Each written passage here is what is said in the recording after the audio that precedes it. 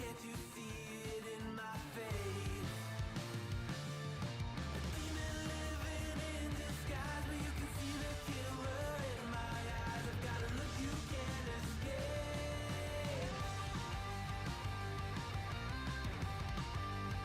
You can't escape.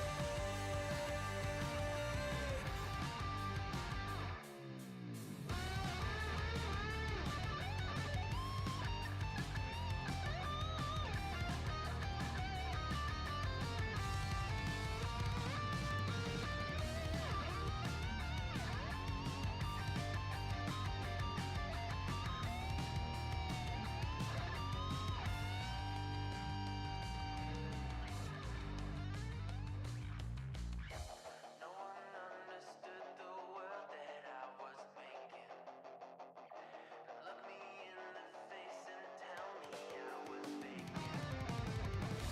Maybe I'm a little young, but you don't know what I've become. Can't you see it in my face?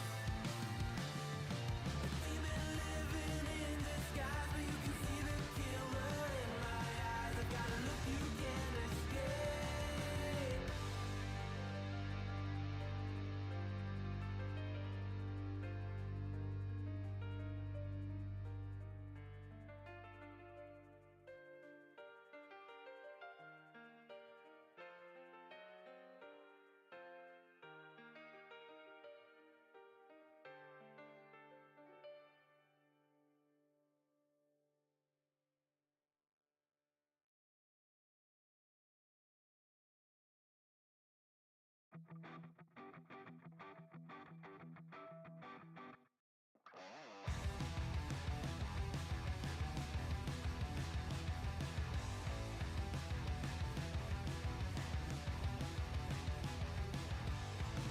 You think you've got my number figured out? A motive born in drought and brevity. And if I'm not the soul of your design, I blatantly decline your remedy. Don't box me in, don't, or I'll leave. I'd rather be a dreamer, I'd rather be free, I'd rather be a leader, I'd rather be a queen, I'd rather be a singer in a trashy cover band. I'd rather be a closer, I'd rather be clean, I'd rather be a poser in a magazine, I'd rather be pretty much anything else than your machine.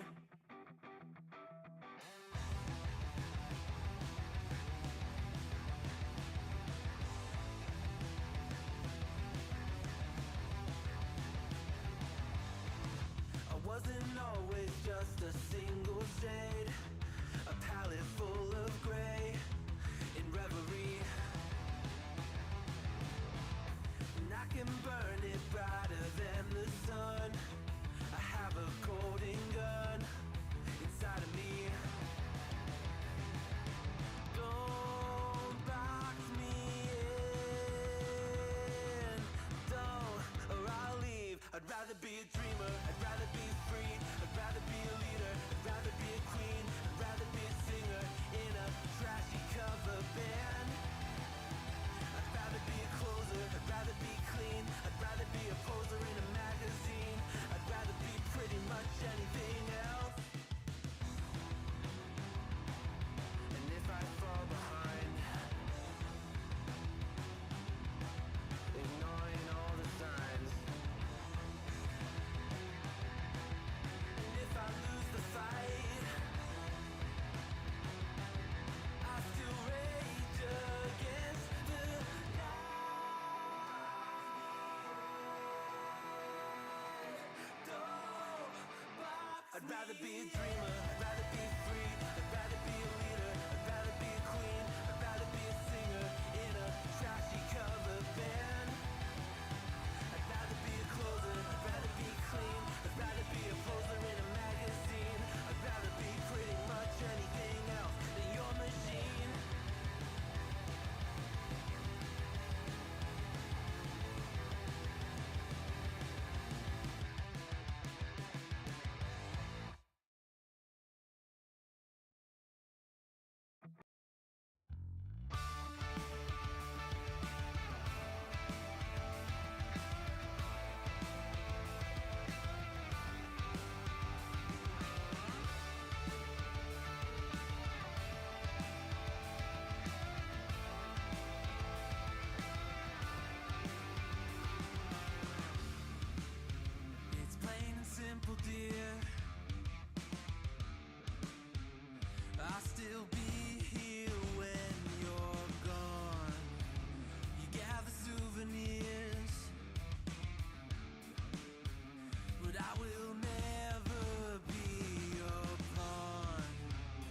your pawn, your pawn.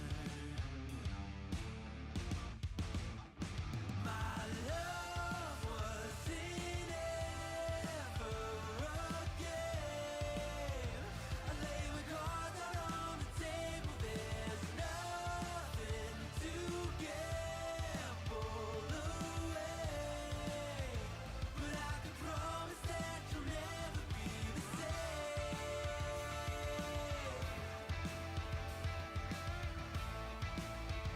But I can promise that you'll never be the same.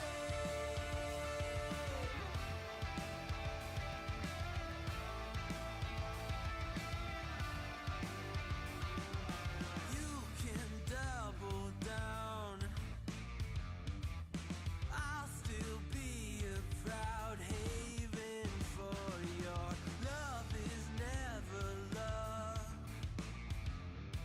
A river through your bluff, I will be enough, enough, enough. My love wasn't ever a game.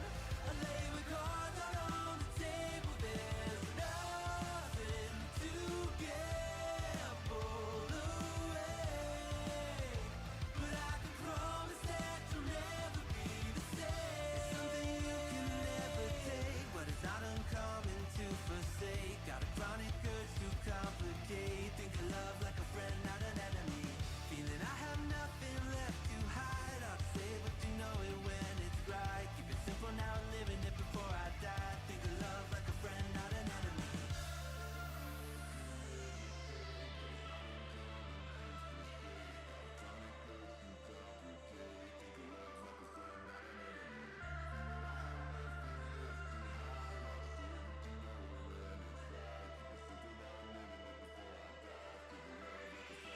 My love wasn't ever a game. I lay my cards out on the table. There's nothing to gamble away. But I can promise that you'll never be the same.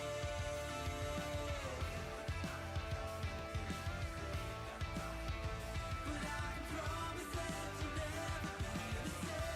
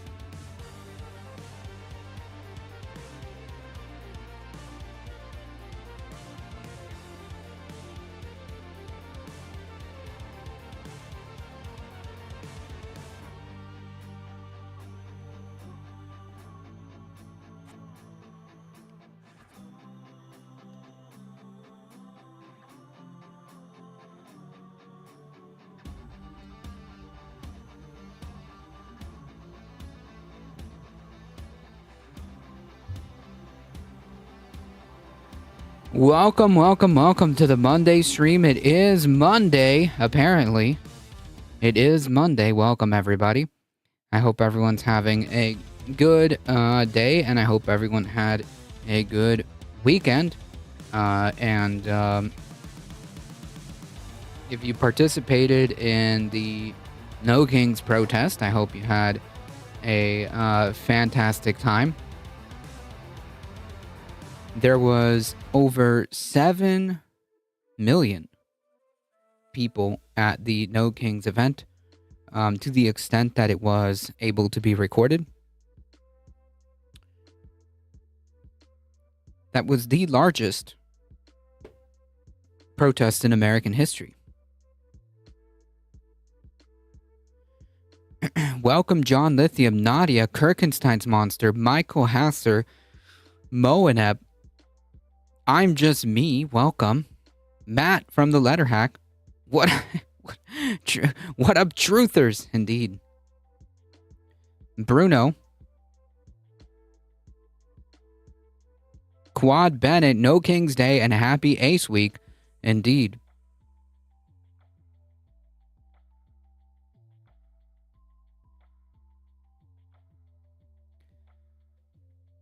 I watched the Sloppy A video the Orange Mussolini made in response. Yeah, I'll address that in a moment. I'm not going to show it.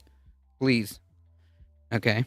My friends decided to show me that during lunchtime, and that was not a great... no, I'm good. Participated in the My Queen. Domino's makes some amazing potatoes on the oven. What? Aren't they a pizza place? It was cold earlier, but sometimes now it just gets hot. No need to show it. It's sloppy. It's pretty gross. It's pretty gross. Folks, if you want to support the channel, do all the things, folks. There's the links. Hit the like button, subscribe, share. If you want to support the channel directly, do all the stuff. Hit the you can check out the merch store. Tip your streamer.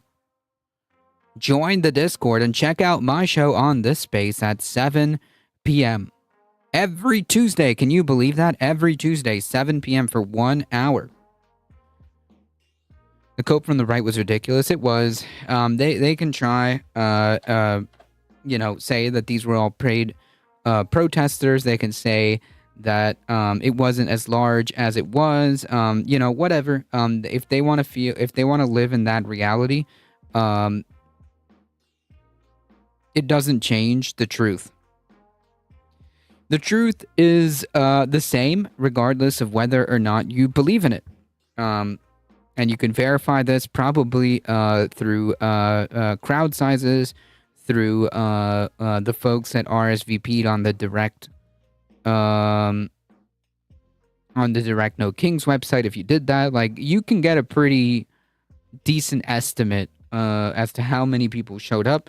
You can get estimates based on social media posts and just kind of conglomerate all that information.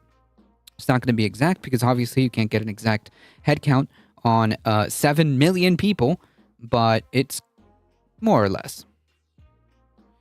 It's like anti-vaxxer and climate change denialism. Neocons never change. Yep. It's the same thing. I mean, they're free to live in reality, but the truth remains regardless of how they feel about it. Domino's does make amazing food compared to literally starving to death. Oof. Welcome, Seth Evans. Potatoes. I understood that reference.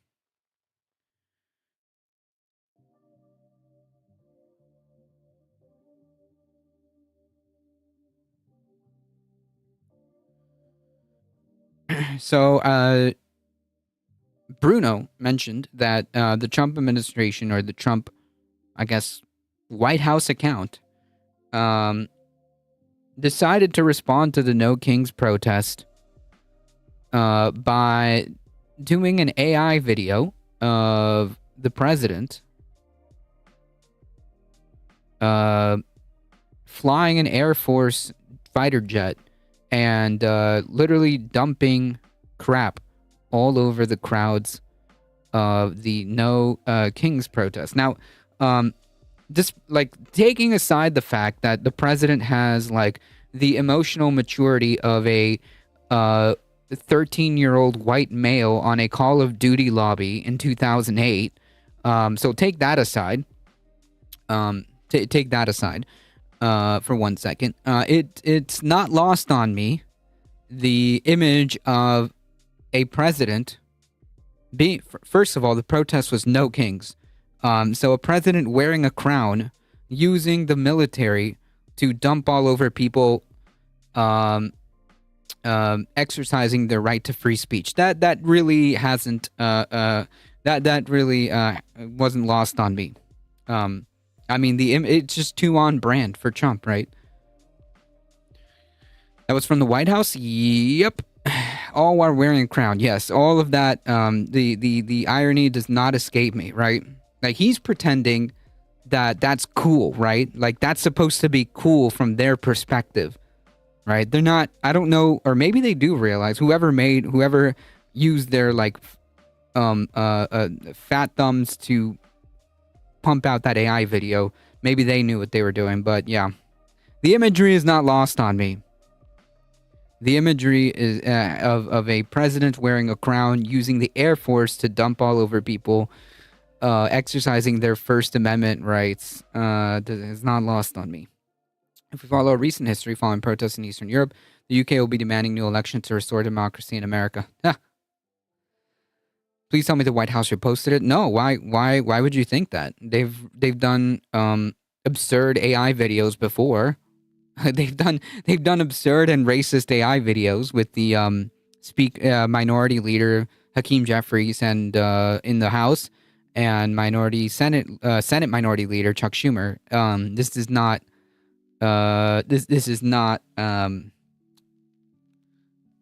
out of the ordinary. The White House has been doing this for a minute now. I think Gavin Newsom needs to go roast him. He responded with his own AI video of doing the exact same thing to January 6th protesters, which, like, I mean, that was mildly amusing, but yeah. Ladybug, welcome. Anyways, yeah, the imagery was not lost on me. I mean, like, do people not see that? Do Trump supporters just not see that, right? They're supposed to be, like, all in favor of no kings, right? Don't tread on me, or whatever. And as it turns out, when the president is bragging about it, nothing. It's seen as cool. Man, it's amazing what fascism does to your brain.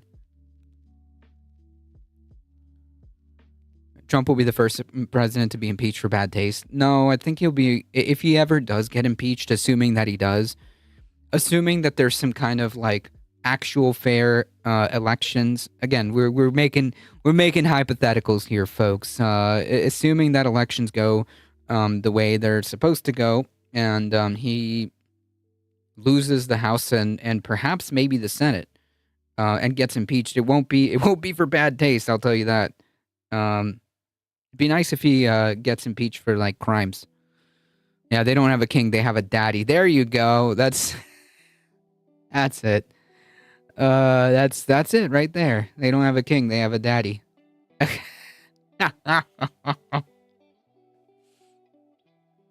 Crap! I left my soundboard upstairs. That's so funny. Just pretend that I did the rim shot. Okay, just pretend that happened. Look at me and my professionalism. Yeah, the first king impeached twice. I mean, he's been impeached twice. It's just like the Republicans didn't have the spine to do what needed to be done because they are all part of the. They're all just co-conspirators. Because I mean, like all of this could have been avoided if Republicans would have done their job and removed him either times he was impeached for very real things that he did.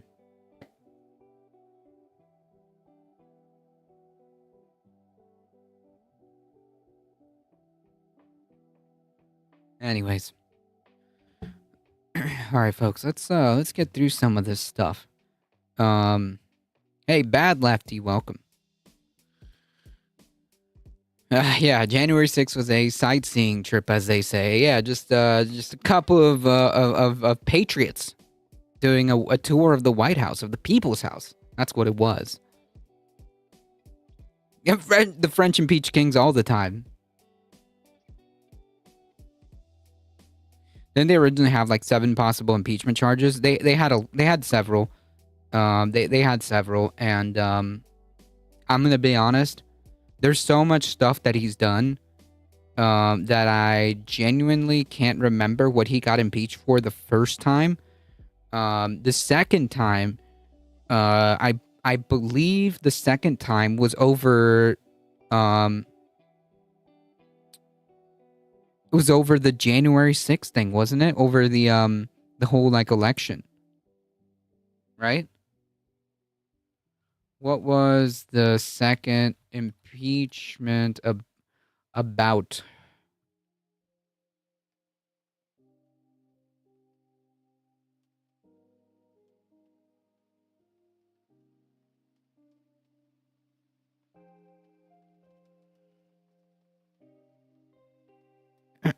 Okay, here we go.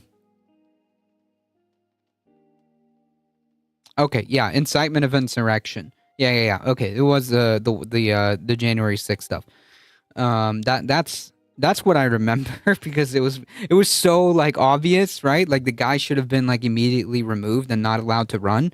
Um, can you imagine if this actually happened during like a Democratic president, where the Democratic president incited? I mean, like this is obviously like bizarro world because it would never happen. Um, but like, can you imagine if like a Democratic president lost the election and didn't like that, and then like made a whole rally and speech and tried to like incite people to do something about it? And then a huge like insurrection happens. Do you think that like Republicans would be like, oh well, they were just tourists, they were just patriots, we understand? Yeah, no, not a thing, not a thing that would happen. Um, that president would immediately be impeached and removed. They did that in Brazil. I suppose we should start with some fun stuff before we get into the this is the bad place, folks. This is the bad times. So we might as well start with some fun stuff. Lula Libre. I'm so happy for Brazil, man. They're actually doing stuff. They're actually doing stuff. Can you imagine charging a president for doing crimes that they did? Wow. Obrigado.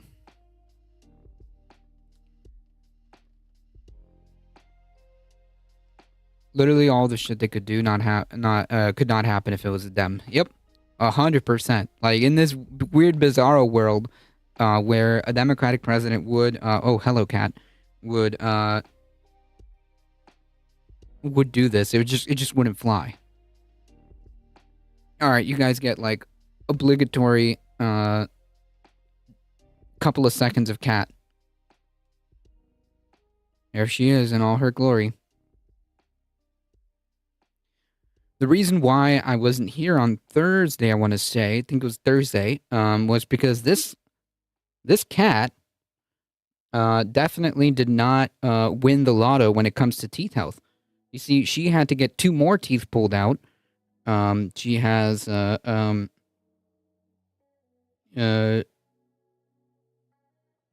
she has gone through quite an ordeal. Um, it was not. I think it was last year. She had 1 tooth taken out. Um, but yeah, it's about day 3, and she's doing okay. No crunchy food, just wet food for the rest of the week. Go on, cat.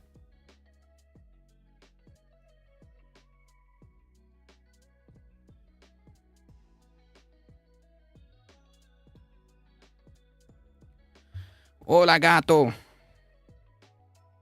You know, I understand Portuguese a little bit.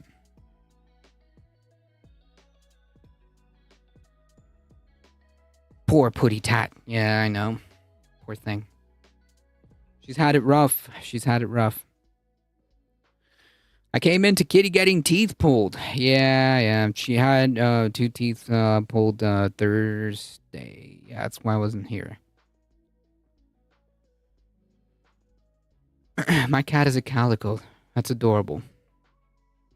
Nixon resigned before impeachment proceedings had a chance to begin. Yeah, because he knew he was cooked. Yeah, Nixon resigned because he knew he was cooked.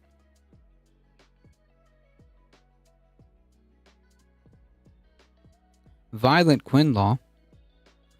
I hope Kitty recovers well. Yeah, she's doing okay. Thank you. In my opinion, what might be the most clear lesson of all these current events is just how much of a great lie the democracy touted in the U.S. has been. I mean, it's all basically like the honor system, right? Like that's what this whole thing is based on. That's what this whole thing is based on. The honor system and people doing the right thing and institutions functioning as they're supposed to, more or less. But yeah, no one considered it hasn't really come up where someone just decided to go, well, what about no? Well, what if we don't do that? I finally got the gnats that have been attacking me all day. Nixon is as innocent by today's standards and Reagan was woke. I mean, like, the stuff that happened in the 70s and a little bit prior to really paved the way, didn't they? Right? I mean, think about it. The idea that we shouldn't prosecute presidents was a procedure that started after the whole Nixon thing. That's how that happened. The FBI made that a standard procedure. That we shouldn't really, we really shouldn't try or go after presidents because after all, Congress did their job and added that check, right? Like, why would the FBI need to get involved when Congress should enact their powers as a check and balance and impeach and remove a president that acts out of place? So yeah, I mean, a lot of stuff, at least in recent times, can be attributed to things like that. There are several events, of course, but that would be probably one of the big ones. Grant got arrested for recklessly driving his carriage. A true story. Yes, that is 100% true. I remember this. It was always a tyrannical, theocratic plutocracy. Oh, I'm never going to be able to pronounce it, but I know what you're saying. I find it weird how these events socially last decades and decades. Like the working class supermajority have always ever been a secondary concern, and a concern only insofar as our existence de facto impose concerns on the ruling class, i.e. how must they therefore de facto navigate the inconvenient facts of our existence, how to work amongst themselves, how best and most efficient to keep us stupid and keep robbing us. Right, because the gravy train has to keep going.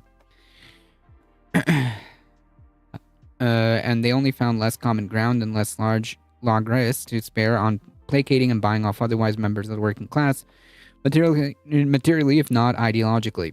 I find it weird how these events... Oh, I read this one. Oh my goodness. Cataskopocracy is ruled by spies. It's just a mouthful to try to pronounce that one.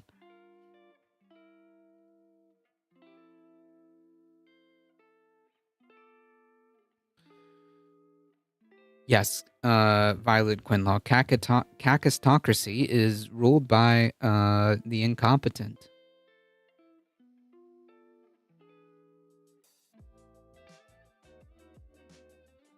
Yeah, I think somebody pointed it out. The original establishment of the United States was really meant, as far as government goes, it was really only meant to represent landowning white men. That's it.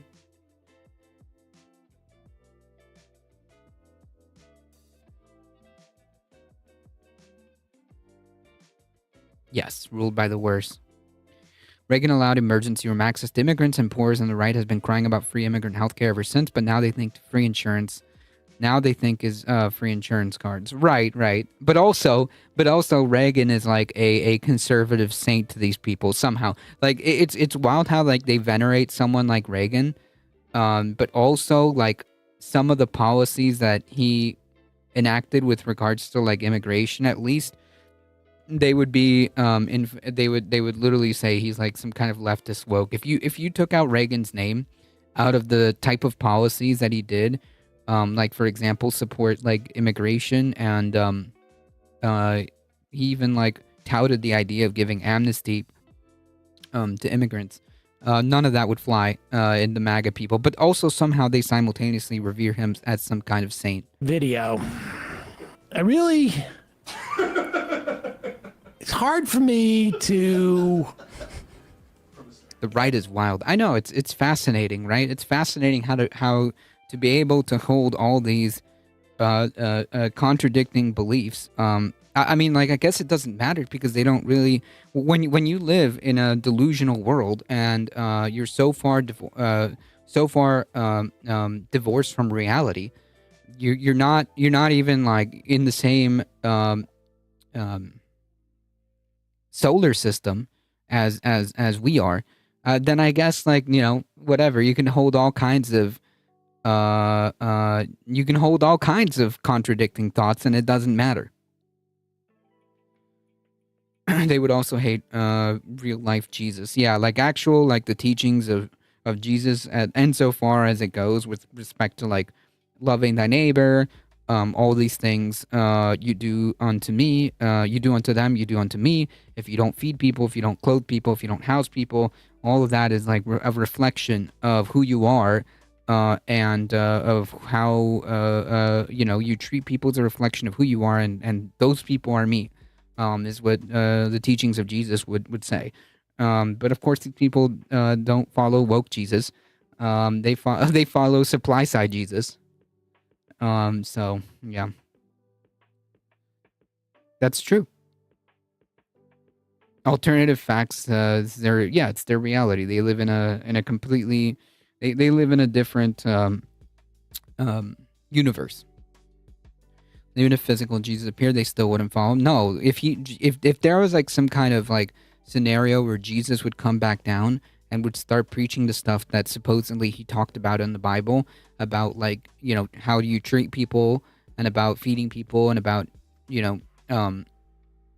greed, talking about greed and stuff like that, then like yeah, these people these people would not have any of that.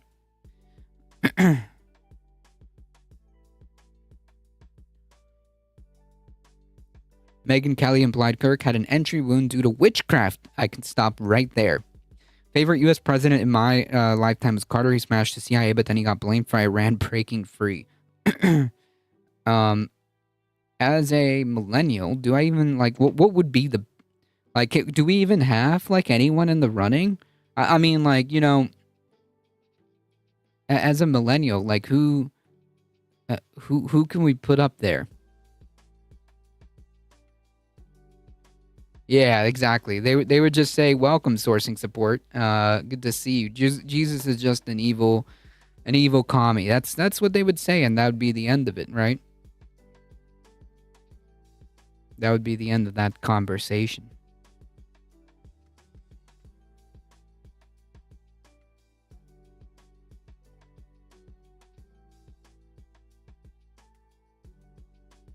Just a mustache, no beard, and a tank top. To contextualize this and to sort of like absorb it into a greater critique, but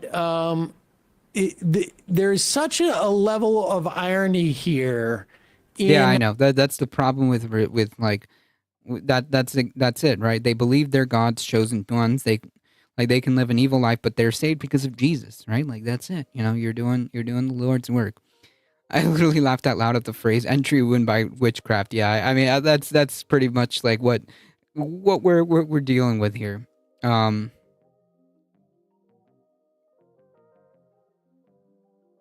That's right, Seth Evans.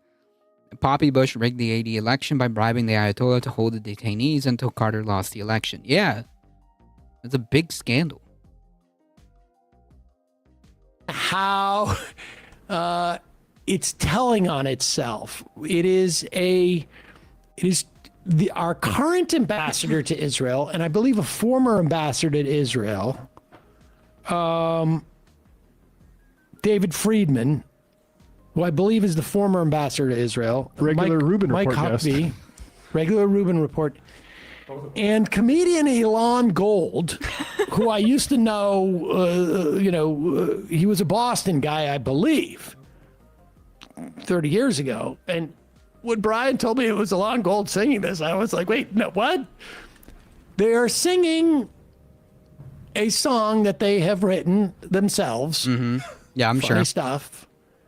To the tune of Sweet Home Alabama, which Comedy's like legal now. I don't know if everybody knows. This is one of those things where I'm like, oh, everybody knows this song. No, I didn't get to see the whole thing. This is why I'm playing this clip right now.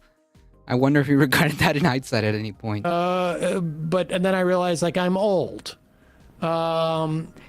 And people don't always know that. I was watching the Blue Jays play the Yankees the other day. I'm like, God, this team, they still feel like they're the new team. And then I looked up and they were like, from 1977 they started.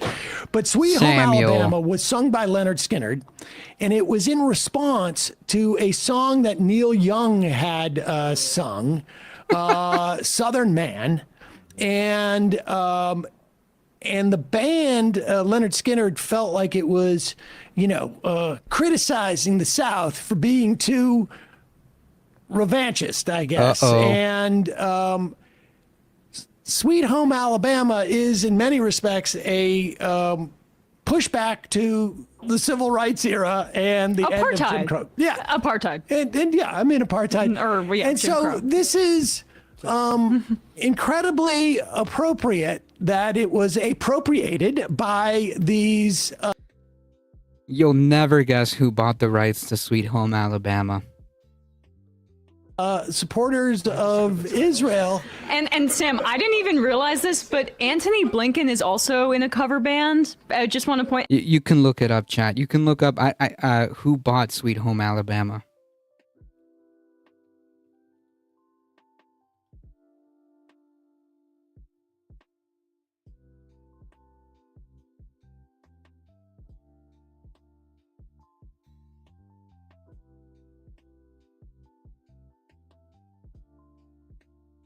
And he sang Neil Young Lip service. last year, "Rockin' in the Free World" in Ukraine. So there is like so much poetry here. Lunacy. In Well, get Malayan. Get a super group.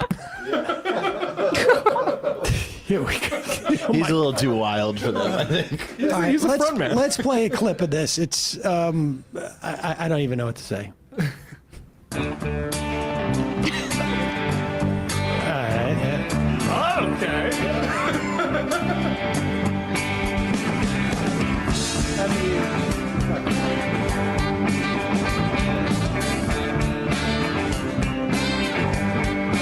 The bass is not normally that loud in the mix. Yeah. I guess I am And the horns surprised aren't.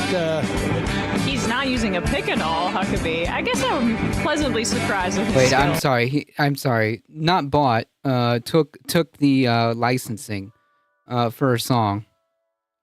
I like Neil Young, so I don't agree with this song. No, this is all wild.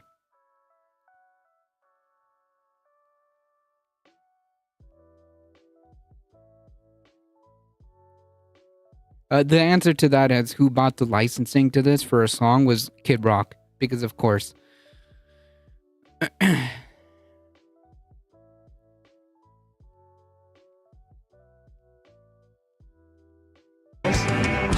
Torah scrolls Oh, God. keep on turning.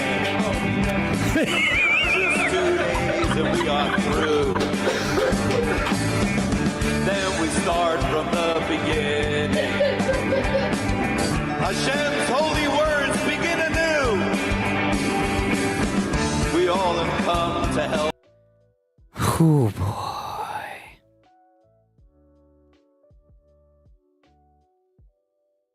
Man, where do we even start with this one? Um, can we also this is pretty good. Is this on Spotify? No, this is garbage.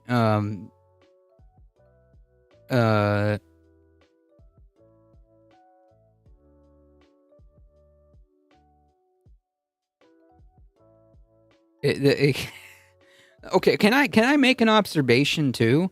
Like just a second. Where is it? Can we get a still shot of this? Yeah, here we go. Why is this? There we go. Okay. They talk about the Toro rolling. If they could lie to you and fool you that long about Israel, why do you trust the MSM narrative about any foreign conflict, if anything at all? That's a good point. Imagine getting copyright claim for this garbage. Why do old people not understand the lyrics of the song that they sing? I'm pretty sure they understand. That's probably why they picked the song, right? Anyways, can we take a second to look at this bass? This is a Rickenbacker bass, and it is a phenomenal bass that doesn't deserve being in the presence of Mike Huckabee. This is an insult to this beautiful bass. I've had the pleasure of playing a Rickenbacker bass, and it is by far well, not by far, because there's like 1,000 different types of basses, but like it is buttery smooth.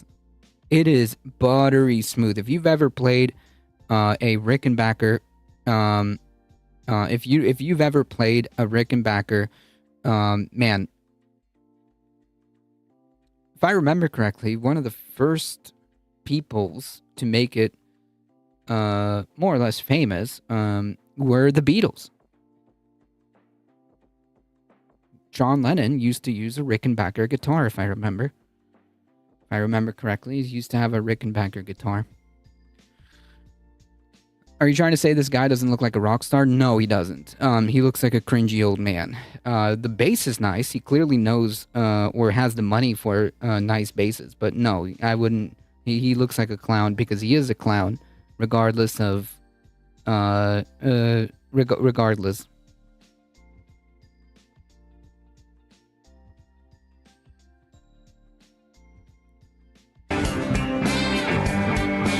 The bass is not normally that loud in the mix. Yeah. I guess I am And the surprised horns aren't.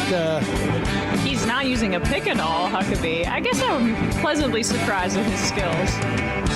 Torah scrolls Oh, God. keep on turning.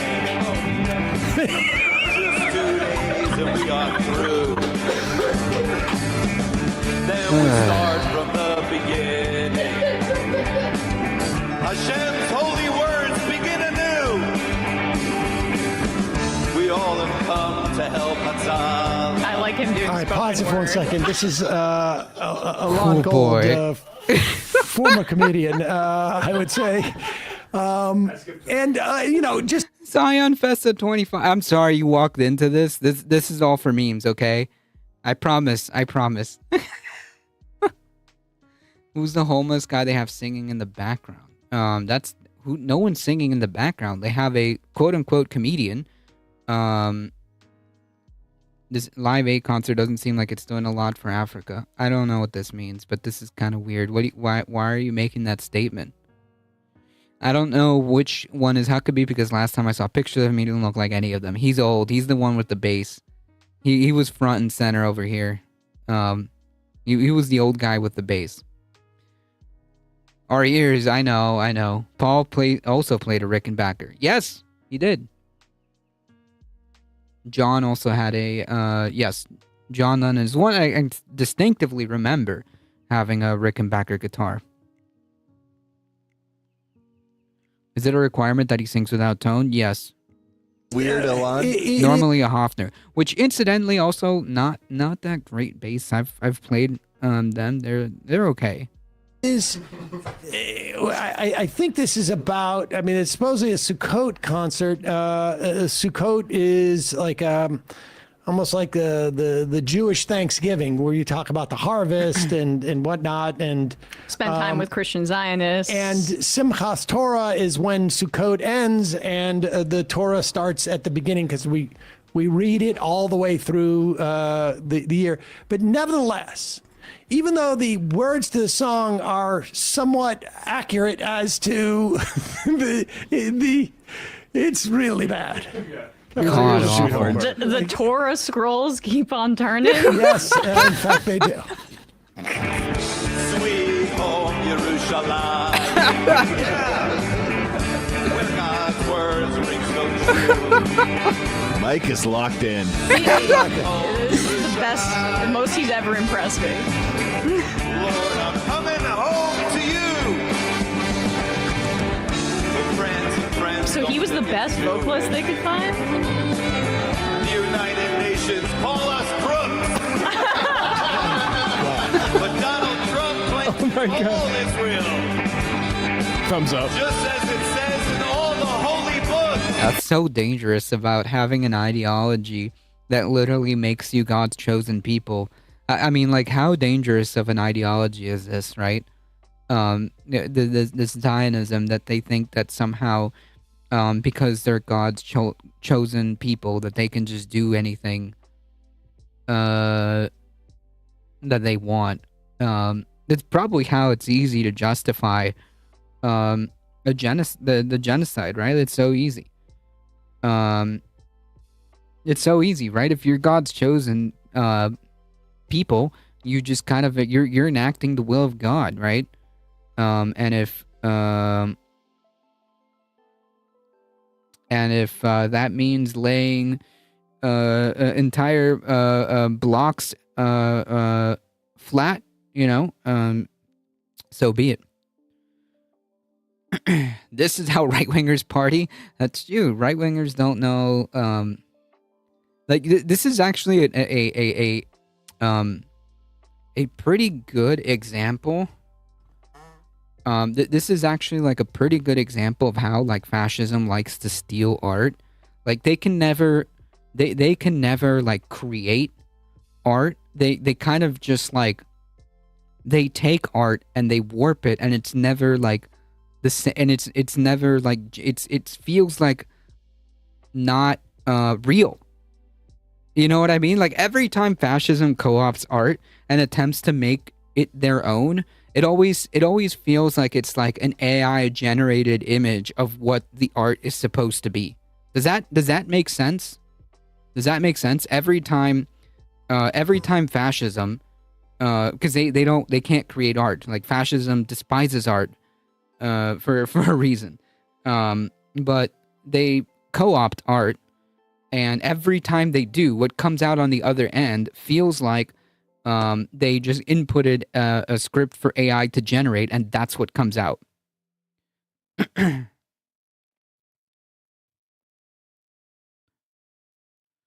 Yeah, just like right-wingers, and what do you know? Israel's far right. That's our ambassador to Israel on base, by the way. On the Rickenbacker. He's got a monogrammed. I feel like I can't. I had. Yeah, it's always a pale copy. It's not the same. Does that make sense? AI does a better job, to be fair. Mussolini had the futurists. A significant amount I'm gonna be real. I haven't heard of them. of interactions with Elon Gold, but this is like 30 years ago, so it's like sort of like and to be fair, that era of my life was also involved a lot of other substances that would have confused me as to.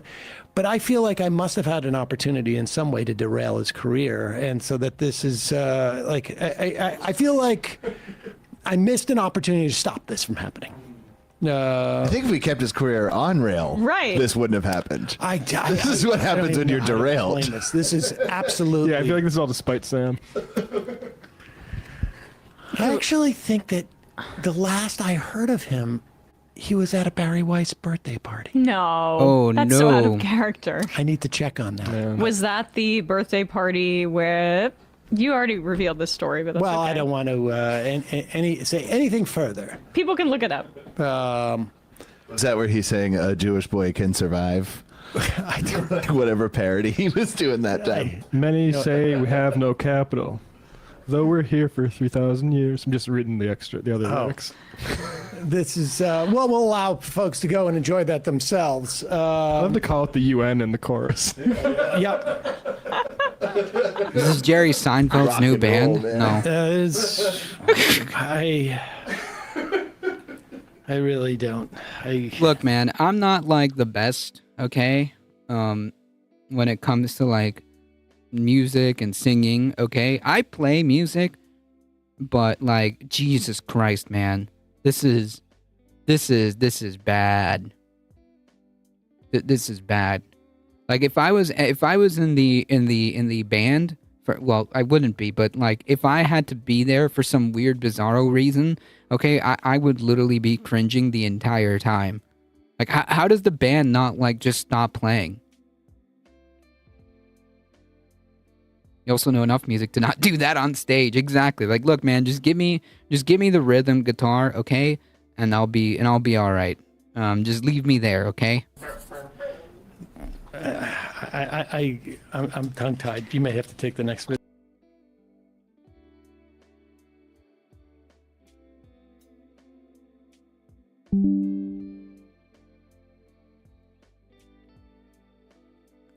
Yeah, OBS just disconnected, folks, but that's okay. We're back. Yeah, look, I'm not like the best vocalist, okay? Because I wouldn't even call myself a singer, or anything of that nature. But I would not be doing that on stage. I can. There's no amount of money that I would be paid to be doing that kind of stuff on stage. Skinner. Yes. Liberal, evangelical Zionism playing the bass line kind of does fit pretty well. And I love the fact that, like, you know, the if Mike Huckabee had his way, 2/3 of the audience would be burning in hellfire. Yeah. In that Israeli. That's the pyro for the That's concert. the aspiration is 2/3 of them burning in hellfire, and of course 1/3 would get to sit on the right hand side of God. Yeah. That's what he This is was, a party time. Yes, of course. It's a party time. They think they're killing it. I know it's true. I can play the radio. Daydream about as he was doing that bass line over and over again. If only this crowd was 66% less. Let it happen now. Let it happen now. I'll close my eyes. I'll open up, and I'll see everybody's rising up, and they're leaving their shoes. Yeah, and who cares? Because I'll be with God or whatever. This is how This dangerous space is Eat my heavy. shoes. lunatic What was that trope? ideology. I can eat my shoes after the attempt. Never mind. I don't remember. He was Huckabee is a Christian Zionist, isn't he? He is. in heaven. Hey, folks, don't forget to hit the subscribe button and check out. Oh my God, that is so cringe. Like, I don't know, man. I couldn't sit through 5 seconds of that if I had to do that.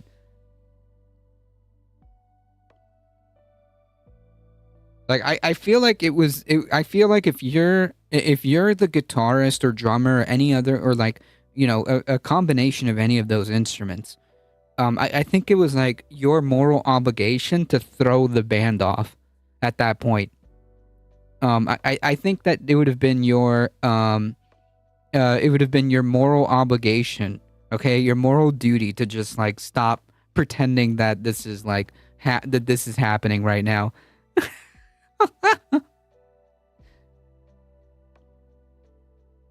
I've been in some, not gonna happen, Santa. I've been in some shit bands. On the thumbnail, say, why does everyone has Asperger's now? Is that what it said?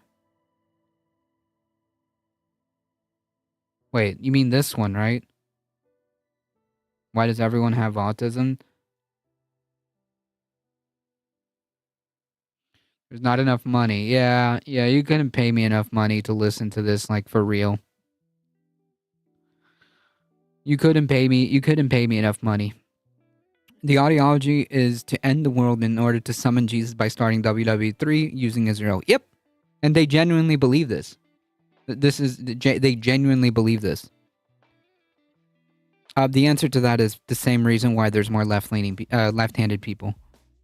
Our ways of diagnosing and our understanding has become greater. So yeah, obviously we're gonna notice more.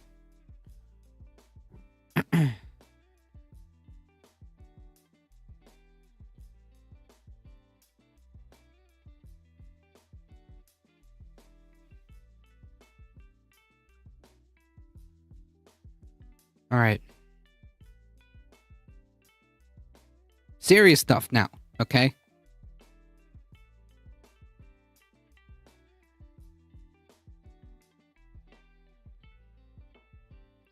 You guys just want my ADHD so you can steal all my yummy meds. The definition has also changed. Yeah, that's right. The parameters, the way our understanding, like a lot, yes, there's several different factors. You're right.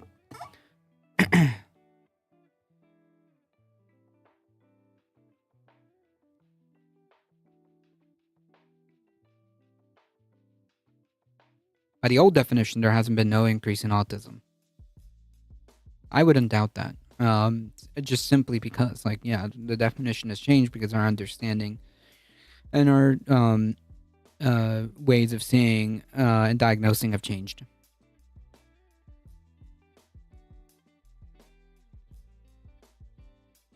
Israel has the Samson option to literally end the world if it ever looks like they are defeated, which is wild stuff. I mean, I think that they have... the Samson option, from what I understand, is just a is the nuclear weapon, right? Whether or not they have the ability to end the world is one thing, but I suppose one nuke means that everybody fires. I don't know. Would it play out like that? I don't know. But the Samson option, from what I understand, means that Israel has nukes that it supposedly doesn't have. But yeah, sure.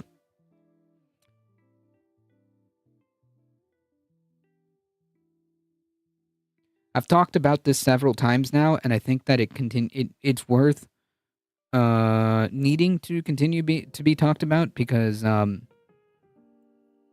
this is very important, folks. I know a lot of people are hoping that we'll have an opportunity to restore democracy at some point, perhaps once Trump is out of office, but unfortunately, it's looking more and more like competitive authoritarianism is here to stay, at least for the foreseeable future, because there's so many things working against democracy right now. Right-wing oligarchs now own the most prominent media and social media companies in the country. I mean, they've also started to take control. They're literally like the presidency, the cabinet, like all the upper echelons of power. But anyways, go on.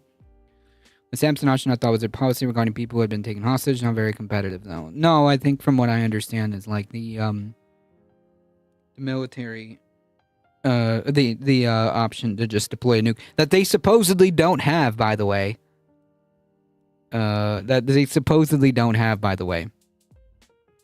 Of voting machines just last week, Dominion Voting Systems was purchased by a Republican. And they're also gearing up to crack down even harder on their opposition. Here's what Scott Bessent and AG Pam Bondi said recently. Just like we did with cartels, we're going to take the same approach, President Trump, with Antifa. Destroy the entire organization from top to bottom. I have news on that organization.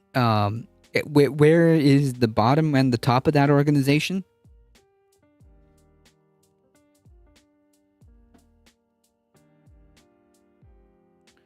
Great American Experiment was a valid one, but I think we've reached the end. I mean, maybe, but not quite. You know, like this is like, as long as I keep saying this, and I probably have to start opening the stream with this every time.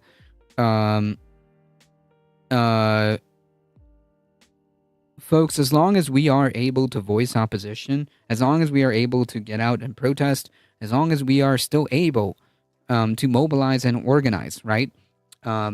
Join your local DSA, join whatever organizations you want in the local area. Start one if you don't, if you want to, or if you can.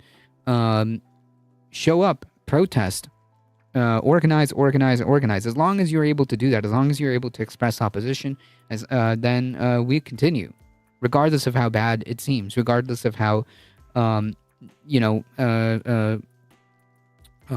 checkmated the situation feels. It doesn't matter. It doesn't matter because as long as we are able to speak, as long as we are able to organize, as long as we are able to, get up here and talk about and push back against the regime and criticize the regime, then so be it. Yeah. I don't officially have them because their existence hasn't been confirmed by an organization. But yeah, we all know. Capitalism is only competitive until you reach late stage where everything is a monopoly. Yeah, I mean, capitalism, competitive is doing a lot of the work. Yeah, technically, capitalism doesn't like competition.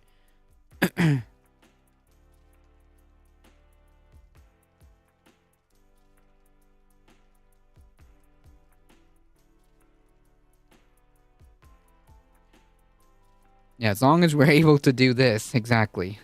I love that. This must be a new emote.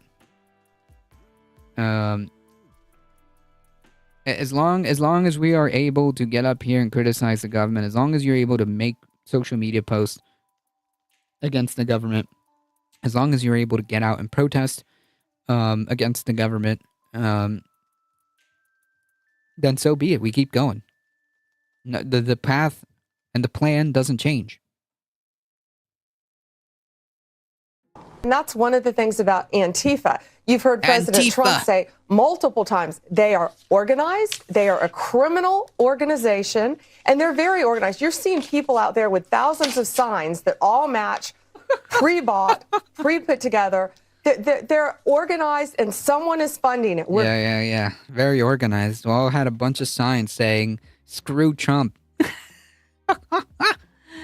This is phenomenal stuff. Hey, real quick, who are the upper echelon generals of Antifa? I'm curious. Like, where is this organization? Where is this organization? Who is doing all of this? Because I would like to know, where can we join?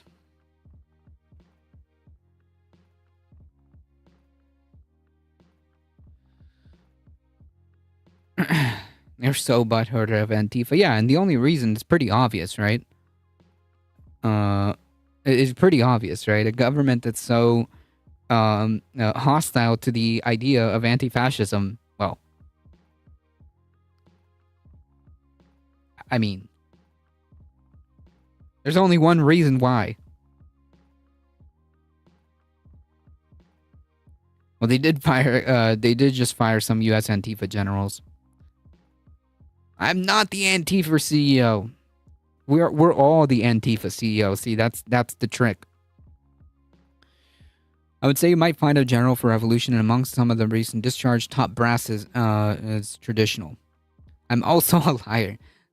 We are all the CEO of Antifa. Going to get to the funding of Antifa. We're going to get to the root of Antifa. Yeah, I'm sure. And we are going to find and charge all of those people who are causing this chaos. After 9/11, the chaos. The chaos of protesting against the regime. Gotcha. Understood.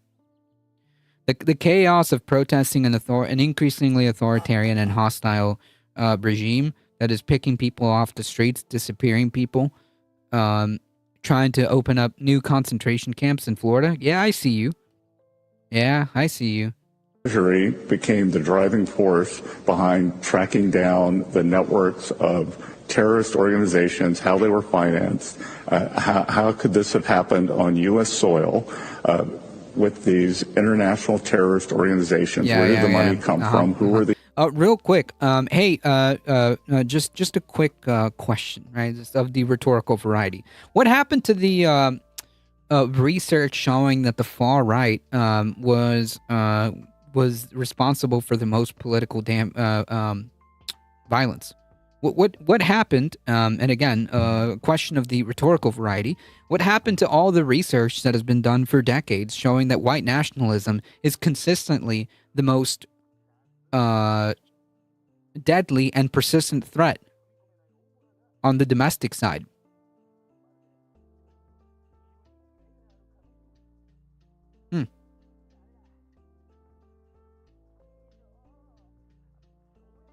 the ultimate funders, and that was on the international side.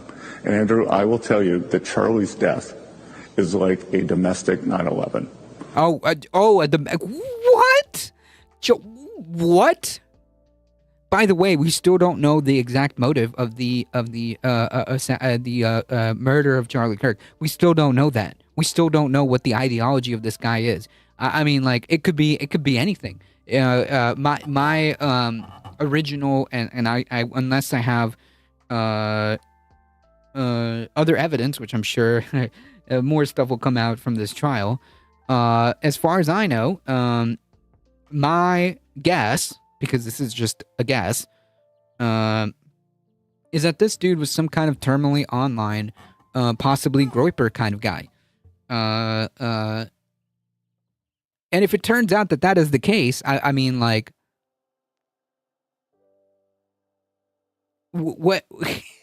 How are we gonna spin that one?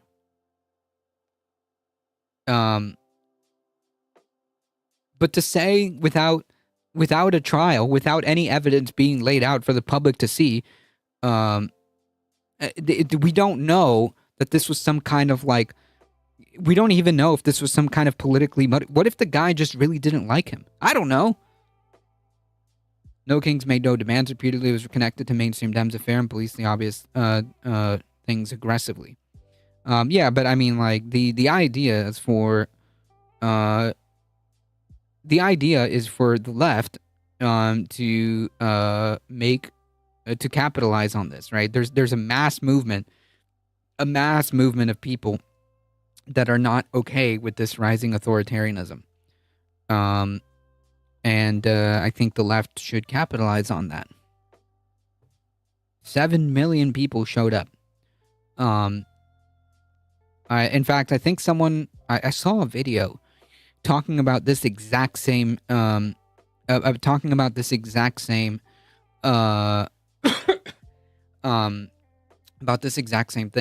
I think that the next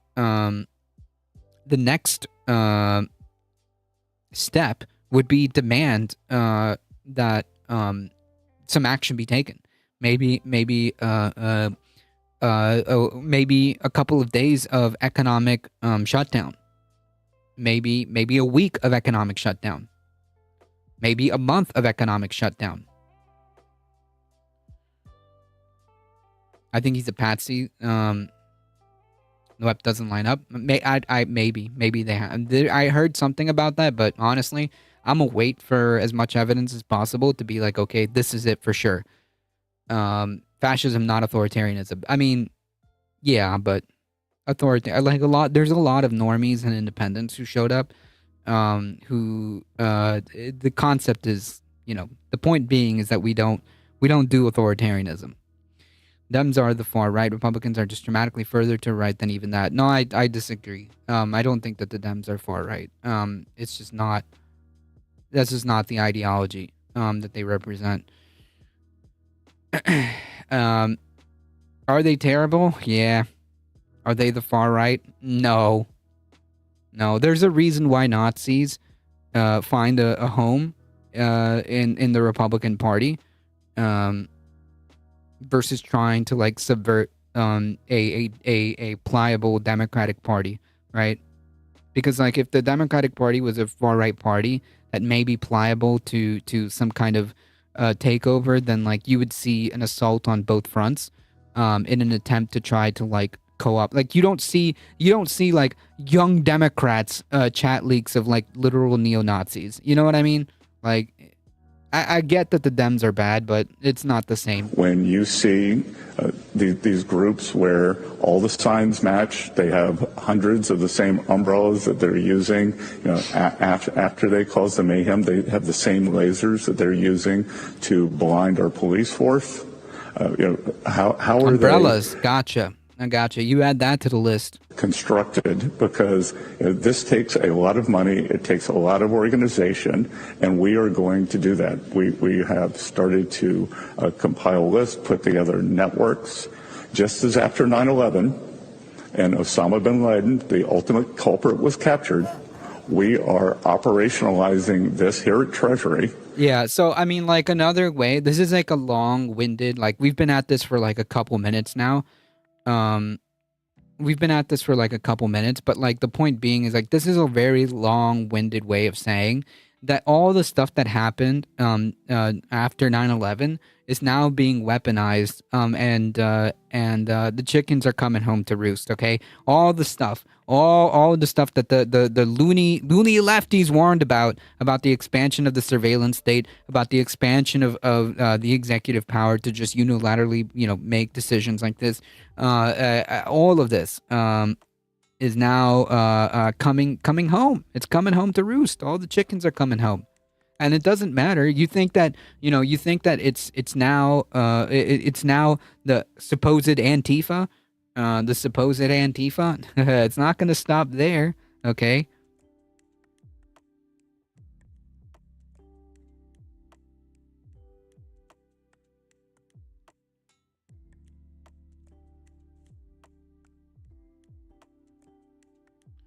Operation Condor is coming home to roost. Why do I feel like that's familiar?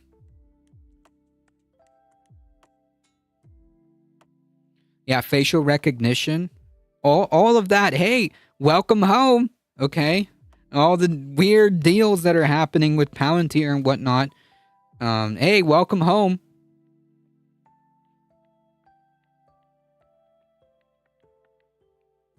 And we are going to track down who is responsible for this. The reason why they're comparing anti-fascist protesters to the cartel and broadcasting their intent to go after them in the same way that they went after terrorist networks in the aftermath of 9/11 is because they want you to know to expect violence if you protest this regime. It's a threat. Right, but it's a threat with the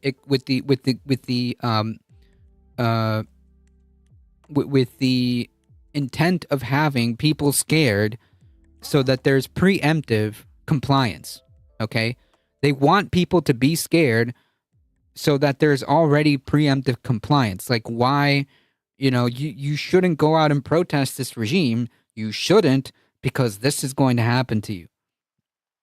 So that is to elicit compliance in advance.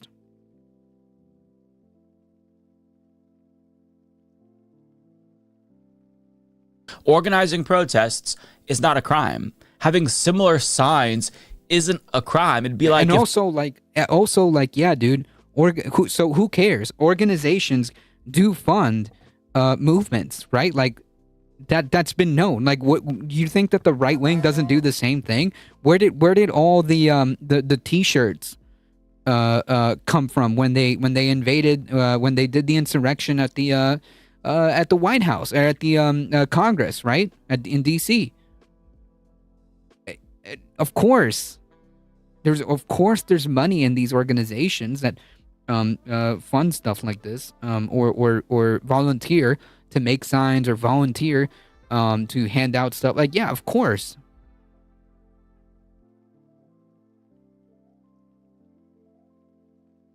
Is MAGA complaining about centralized signage? Yeah, which incidentally they use too, because duh. Oh, yeah, okay, that's why it sounds familiar. Operation Condor being the CIA operation that linked up all the dictators that CIA installed across South America. Yeah, understood. Democrats went after the designer of the mass deportation signs that we saw last year at the RNC. My friend Andrea is designing signs for the No Kings protest that people can print themselves, and she's not getting paid for that. She's not being funded by George Soros. She's a graphic designer doing it out of the goodness of her heart because she cares about I saw like a sign saying like, it's okay, Donald, we hate you for free. Country. I mean, like, how absurd is that, right? Like, think about it. Like, this, the No Kings thing, you can't you can't ignore that, right? There's so many people that came out. Like, what, you think that there's like an organization or a couple of organizations that is like paying 7 million people to do this at once? That can't it's just not like, oh, like I heard also like some right-wing clowns make like, oh, well, look at all these unemployed people hitting the streets. Don't they have jobs? Brother, It was in the weekend. My brethren in Christ. First of all, it was on the weekend. Second of all, even if it was, are you saying that there's 7 million unemployed people during Trump's economy? Like during the Trump administration? Do we really want to go down that route? Because like the obvious follow-up question would be like, well, if there's 7 million unemployed people out on the street under Trump's administration, I'd like an explanation for that. To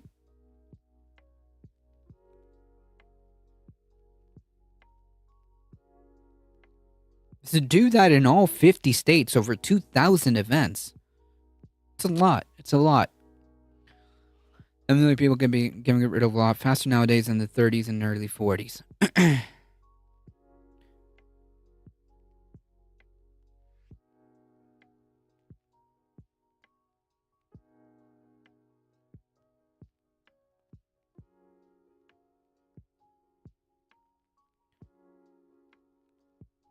Gladio's behind everywhere in Europe, moving USA-like directions all at once.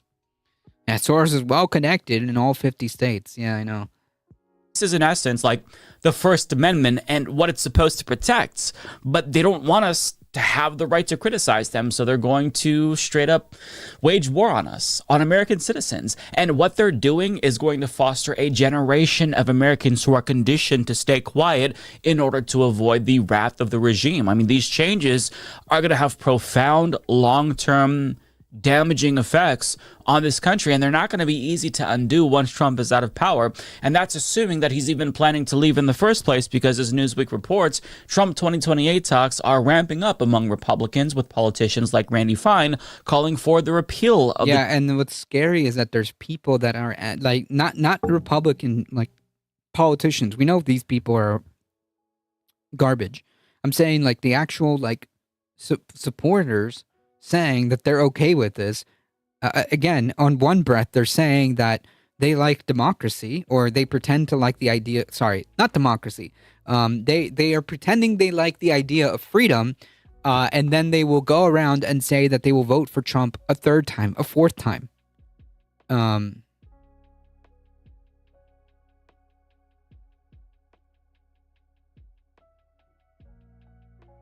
He's already said he was going to do the Insurrection Act. We'll talk about that momentarily. He's been threatening that for months now at this point. There are more now unemployed than there are number of jobs available, which is a great sign. And that's just the official count of people on the unemployment and possibly fake numbers from Trump administration.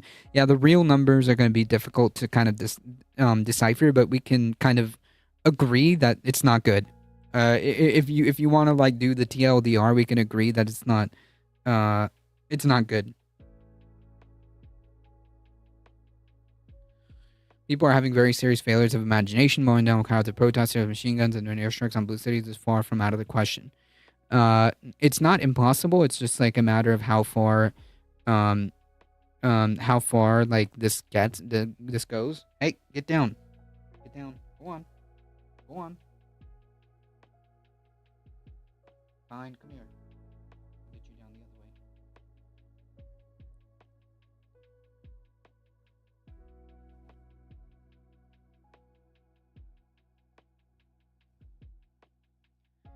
Anyways, I do agree that there's a lot of people with a very serious failure of imagination, and it's part of the reason why we're in this place to begin with.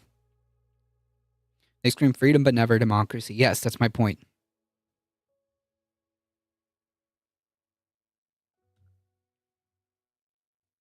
She insists on being on my lap. Okay, well, I guess we're gonna do the news with the cat on our lap.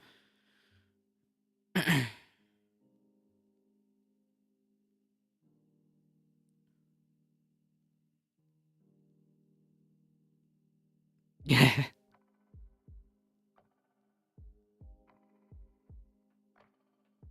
Trump's unlikely to live out his whole term. I mean, probably, but that's irrelevant. Like, the dangerous part is that he's so malleable that he's probably laying down the groundwork. What's dangerous is that he's on board with all of this. Whether or not he's like all there is irrelevant. But he has the capacity to put down the groundwork, to lay the foundation for whoever's coming next, to have that kind of total control in their ideal scenario, right? In their ideal scenario, it would be, look, Trump's obviously not going to live for very long. It'd be a miracle if he makes it through his term. But in the event that he does, the groundwork, and they have to move fast, the groundwork needs to be laid down so that ideally someone like Vance gets to do, gets the real work done.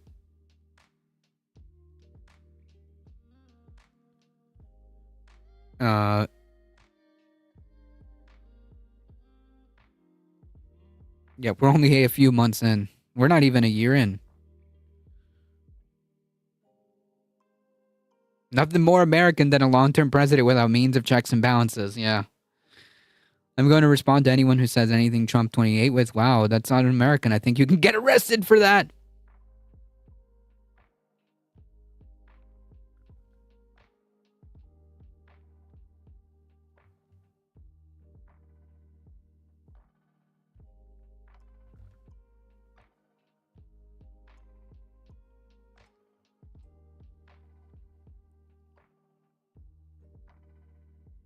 He eats too much fast food to live long enough. Yeah, he's not the paragon of health. That's 100%. Watch 90% of liberals go back to sleep once the Trump name is out of Oval Office. I mean, that might be the case. It's probably the case. History has shown us, but we'll see. Second Amendment, and operatives like Steve Bannon are basically admitting that they're going to try to find some way for Trump to essentially bypass the 22nd Amendment so he can run for a third term. But in addition to all of this, we now have to worry about another Supreme Court case that would be devastating. Louisiana v. Calais. And you might have already heard tidbits about this case because it centers around the Voting Rights Act, but I don't think people really grasp how devastating it would be if the Supreme Court rules in the way that they look like they're about to rule, based on oral arguments that we just heard. To put it into perspective for you all, it wouldn't just pave the way for a return to Jim Crow, literally.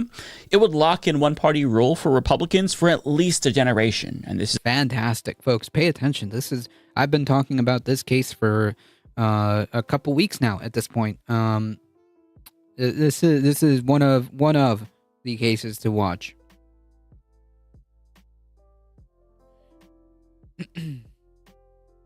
is according to a report produced by Fair Fight Action and Black Voters Matter. Like, we are talking about political consequences that are so devastating, they would outlive the Trump regime. And that right there is what I want to focus on in today's video. So what's in contention in particular is Section 2 specifically of the Voting Rights Act, which makes it illegal to gerrymander districts in a racially discriminatory way. This provision has stopped Republican-controlled states from eliminating representation for Black Americans in southern states, and this is what the civil rights movement fought for.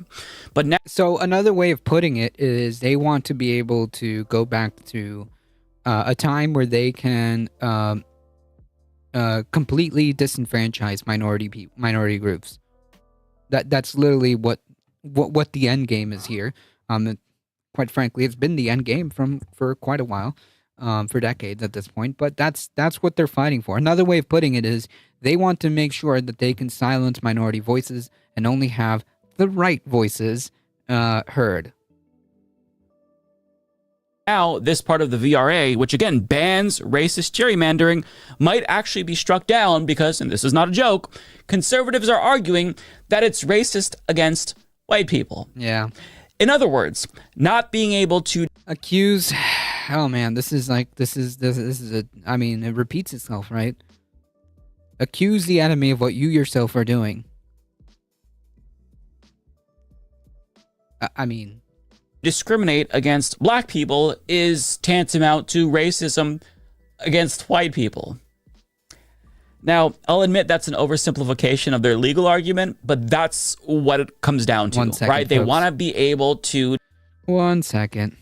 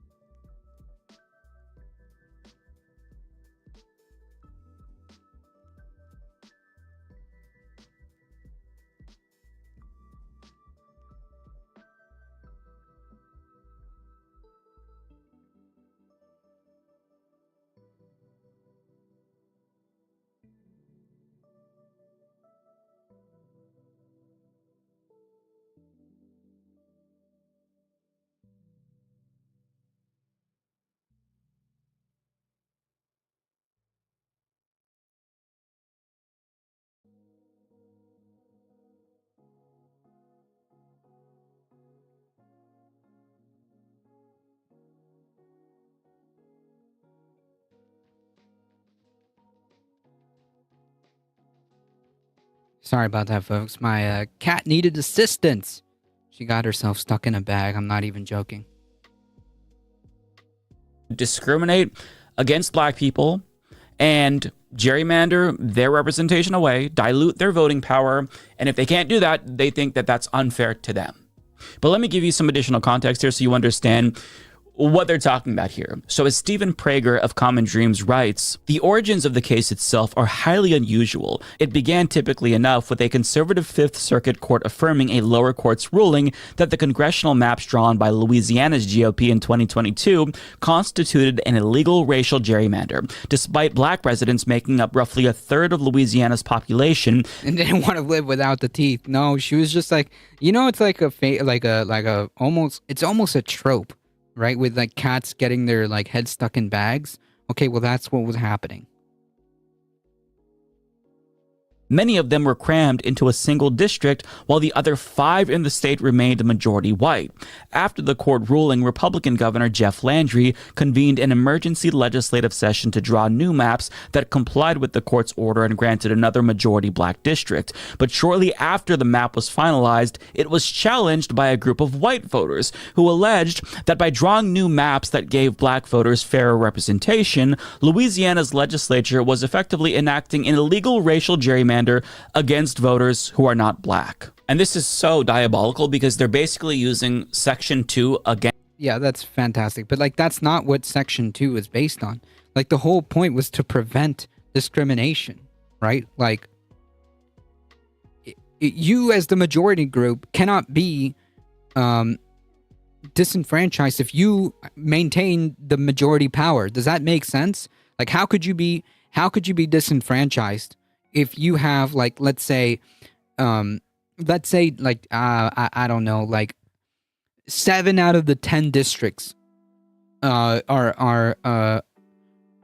white districts, and the 3 that are being carved out to make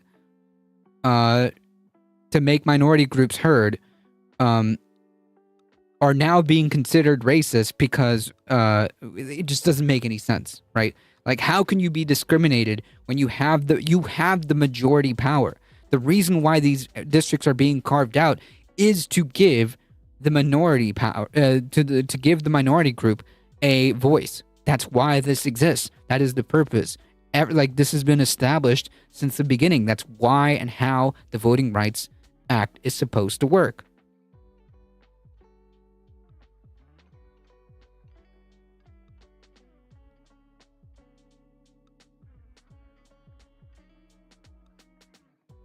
Against itself to destroy Section 2. Now, it's bizarre that the court even decided to take up this case, seeing as how they just rejected this same argument back in 2022 in Allen v. Milligan, and Section 2 of the VRA was upheld.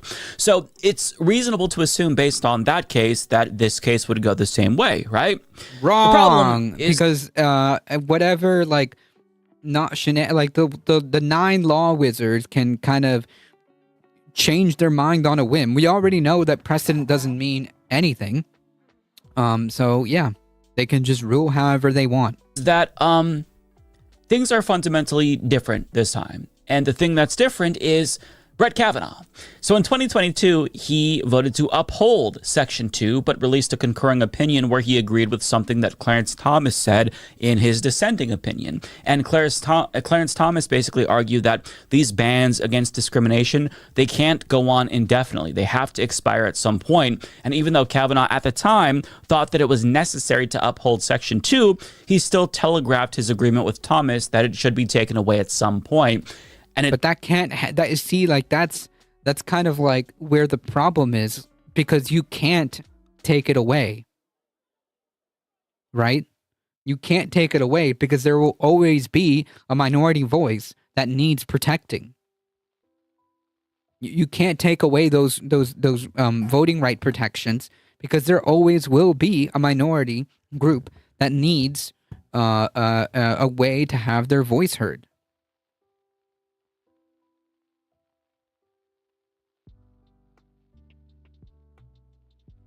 It seems like the time to take away Section 2 has now come, just 3 years later for Kavanaugh. Politico reports Justice Brett Kavanaugh, whose vote will likely be pivotal in the case, repeatedly suggested that race-based remedies under the Voting Rights Act should be permitted only for a limited period of time. They should have an endpoint, Kavanaugh said during the oral arguments, which stretched for about 2.5 hours. Now, compared to the other conservative justices who Politico described as outright hostile towards Section 2, which is crazy, Kavanaugh isn't necessarily hostile towards it. He just stupidly believes that racism in politics, I guess, has been solved, even though just a couple of years ago. But it doesn't matter. What he believes, the fact of the matter is that the outcome will be what these extremists want.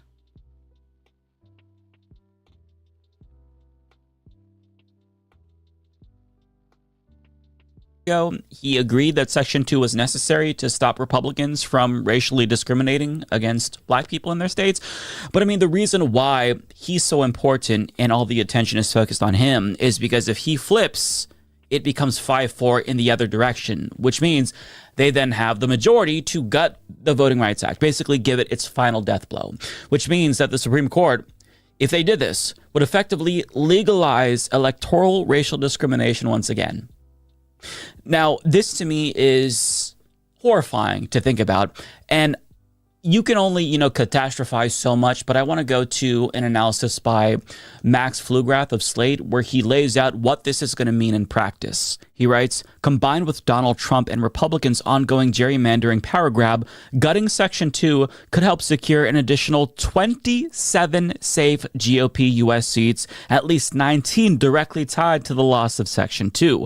According to a new analysis from Fair Fight Action and Black Voters Matter Fund, it's enough to cement one-party control of the House for at least a generation. The result would essentially be a return to the pre-1965 Jim Crow playbook masked in pseudo-constitutional language. If Section 2 falls, we could see an existential shift in power, a system in which representation reflects not the will of the people, but the will of those in power. Congress would become insulated from accountability. Cool. So, the important part of this whole thing is that they are doing this because if they are successful, then the midterms are kind of not necessary or not relevant, because they will be guaranteed control of Congress regardless of how many people actually oppose their ideology.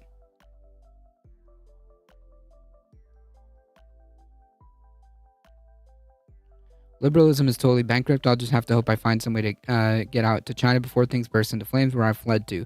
I mean, you're probably in a safer place than here, so I don't know.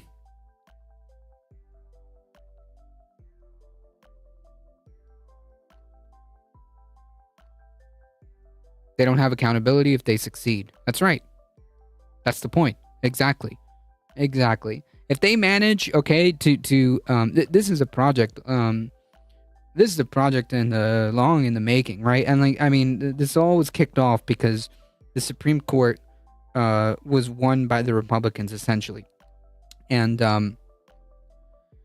Donald Trump was allowed to put 3 justices in his first term.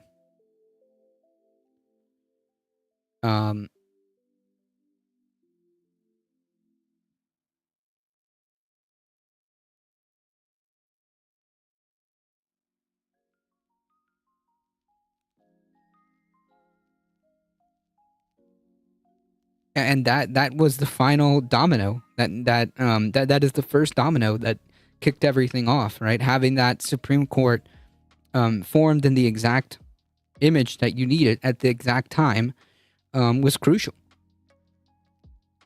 We're headed towards becoming a Russia, probably. Man, if we're lucky, that's what's gonna happen.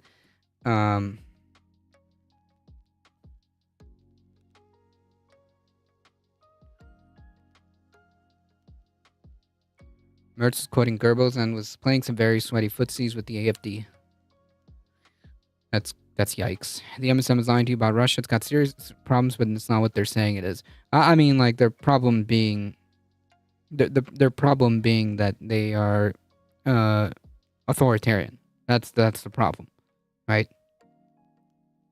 its makeup preserved by maps drawn to protect incumbents. Remember, Trump won the 2024 election by just 2.2 million votes out of more than 155 million cast. This is how democracies erode, not in one dramatic moment, but slowly, deliberately, and often quietly by design. The VRA was passed to stop those in power from deciding who gets to have a voice and who doesn't. If the court removes that protection, it will hand the Trump regime and its allies a powerful tool to permanently weaken fair representation, tighten their grip on power, and drag the country further into authoritarian rule. Without Section 2, Americans would be left with a hollow shell of democracy, elections that appear free but are rigged to keep power in the same hands. Protecting the independence of our elections is the only way to halt that slide away from freedom. Now, additionally, with regard to the specific impact this will have on Black and brown people, Fair Fight Action and Black Voters Matter estimate in their report that 30% of Congressional Black Caucus members and 11% of Congressional Hispanic Caucus members are going to lose their seats because of this. So, little by little, our new authoritarian status quo is really starting to take shape. And I don't like what that looks like. It looks like a competitive authoritarian regime where elections are merely a way for our Republican rulers to do performative democracy, but elections just will by no means facilitate meaningful changes in power, which is antithetical to democracy. I mean, elections happen in every single regime, even totalitarian ones. They just are there for a show. And that's what American democracies are slowly but surely turning into. Black Americans will be legal second-class citizens once again with no representation. Ideological opponents will be intimidated and punished for challenging the regime. And information itself will be suppressed and controlled by the ruling party's oligarchs. This is what we have in store. Yeah. I mean, there's nothing else to it, right?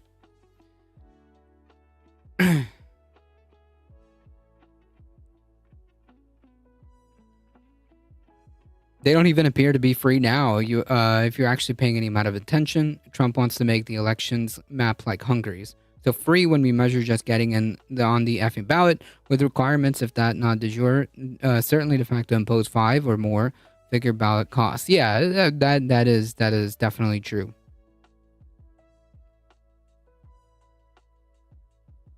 They lied to you about Israel. That's true. That is true.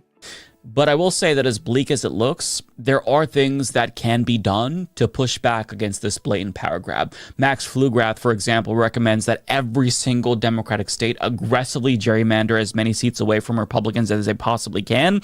To counter what they're doing, you have to fight fire with fire. But unfortunately, I don't think Democrats are up for the task. I just don't think they're willing to do that, aside from Gavin Newsom, as flawed as he may be. But I mean, if you have a seat that you can gerrymander away from a Republican, and now would be the time. But you have to do that now.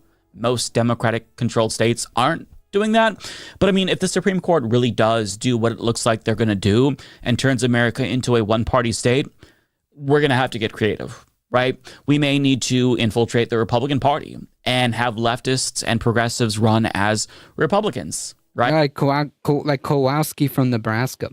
Pandalus Dragon, thank you for the follow. Appreciate it. Yeah, we can also be prepared to seriously consider more direct action when it comes to like shutting the economy down and stuff like that.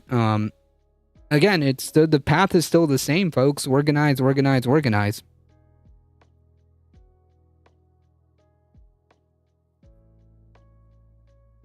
Organize, organize, organize.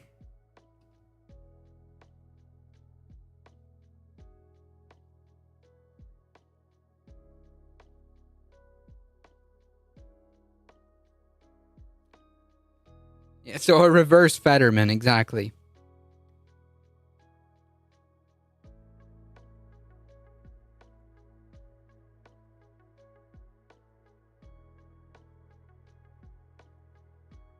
Welcome, Pendulous Dragon. But what Trump is doing is ending all the small players in the U.S. All the other stuff will be up for purchase by big guys, and competition will be gone by the end of it. Yeah, I mean, this is just capitalism out of play. Just the farmers that are going to big ag, they want to make a single payer system for Pfizer medication extension also. They may start to tighten eligibility criteria as a result of that. But I mean, you got to start like thinking outside of the box, because it's clear that democracy isn't just going to be restored automatically by us waiting out the clock and hoping and praying that Trump leaves office in 2028. There has to be a robust movement driven by working class people of all colors and stripes to take power back from the fascists, because you can't just assume that things are going to go back to normal at some point on their own. Not that, normal was good to begin with. And I think that normal is what facilitated the rise of authoritarianism. But I mean, things aren't going to change for the better automatically. Yeah, he's talking about the failures of liberalism and capitalism. That's literally what he's alluding to.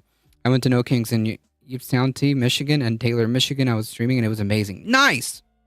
We have to come to terms with the fact that ship has sailed and democracy is already dead. But having said that, as tight as their grip on power may be, and as powerful as their propaganda is, authoritarianism doesn't have to be permanent. Most people around the world, they live in some kind of authoritarian regime. It's not just us. And even the most repressive dictatorships cannot withstand pressure from mass mobilization. Sure, they might try to suppress it, but it doesn't take much to spark an entire mass movement. So whether or not our bout with authoritarianism will be permanent or just a phase is going to hinge on whether or not we choose to give up. And it's easy to just like see this news and want to check out.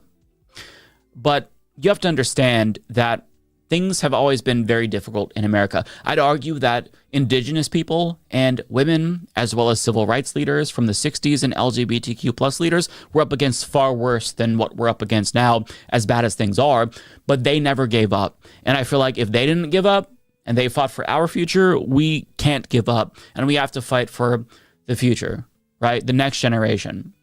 You've got to basically channel your frustration into something productive rather than checking out, because change is only going to become impossible once we all stop trying.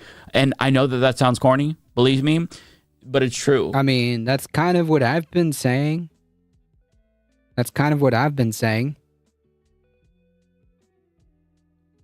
I have literally been saying the exact same thing. Mike Swinger shirt. It's the pineapples. Keep laughing. Thank you for the follow. Ypsilanti, Michigan is a college town, Eastern Michigan University. Gotcha. You cannot give up. You have to do something to make a difference. That means organizing, meeting with people locally, canvassing, getting involved politically. Checking out is exactly what they want. But putting that aside, it's bleak right now. And it may get even worse. So it looks like the Supreme Court is going to do the unthinkable. And if they do, we're going to be in very, very bad shape, to put it mildly. That's one way of putting it. Do yourself a favor. Do yourself a favor. I severely struggle with doing something positive with the frustration. I mean, it's energy. It's energy. The frustration, the anxiety, the anger, the sadness, all of that. All of that can be channeled and use that, because there's no sitting this out. Like, what do you feel comfortable doing? And that is where you should start. If all you feel comfortable with is talking to people within your friend group, maybe family, then start there. If all you feel comfortable is like organizing within social media and trying to get people together, so be it. If what you're doing, if what's comfortable, if you is like, I don't know, being part of a phone bank for like a progressive candidate, or phone banking your representatives every day and demanding that they do something, then so be it.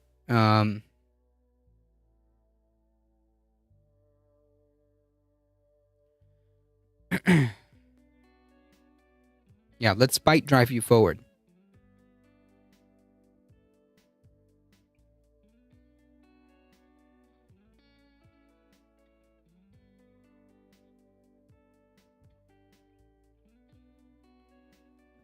There are other options. Badly but gerrymandered maps can be taken to state courts if the DOJ doesn't act. Yeah, but that's the point. They want to be able to have these bad, gerrymandered and horrible maps.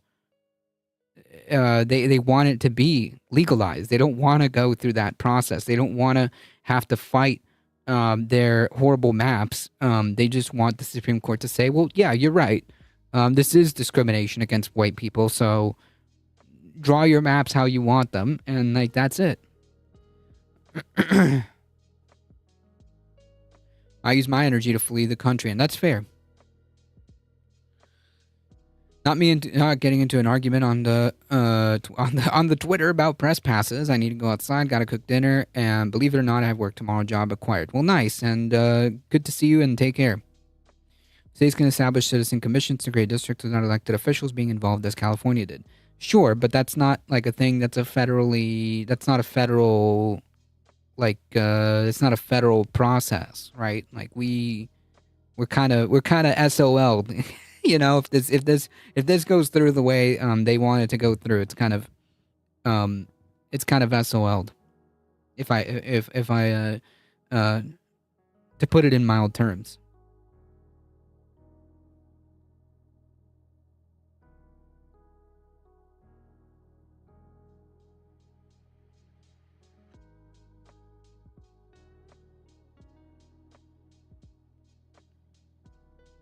Wait. Voting rights? Does that mean the white folks were the slaves back in the day? Yeah, exactly. That's the kind of victim persecution syndrome we're dealing with right now. That the fact that these people have like the overwhelming majority of everything from power to representation, they want more. They don't want minority groups to have a voice. Saris, welcome. Every conservative accusation being a confession means that the U.S. says about the DPRK actually applies to the U.S. I mean, some of it does. Some of it does. Some of it does. Too many people are not engaged in politics, hence the media always control democracy. Political history and systems should be required learning. I wish. When will Whitey catch a break? I'm not sure, you know.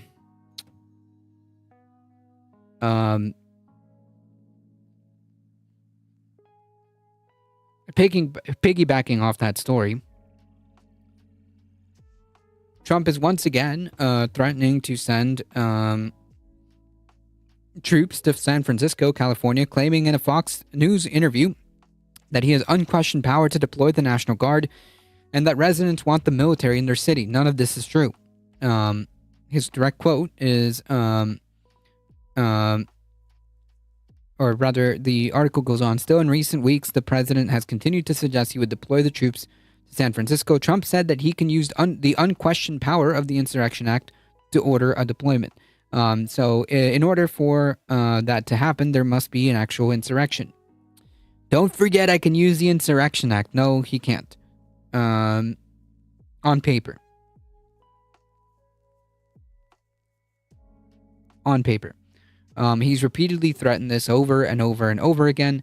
I think that the reason why he's been kind of skeptical is because what ideally what he wanted was that there was some kind of violent incident that would happen in any of these protests, something that he can use. To point to just use the Insurrection Act, and it just didn't materialize. It's just not, it didn't materialize. And so now he's resorting to continuing to threaten about using it and trying to stoke the fire to hopefully manufacture a way of making this Insurrection Act materialize.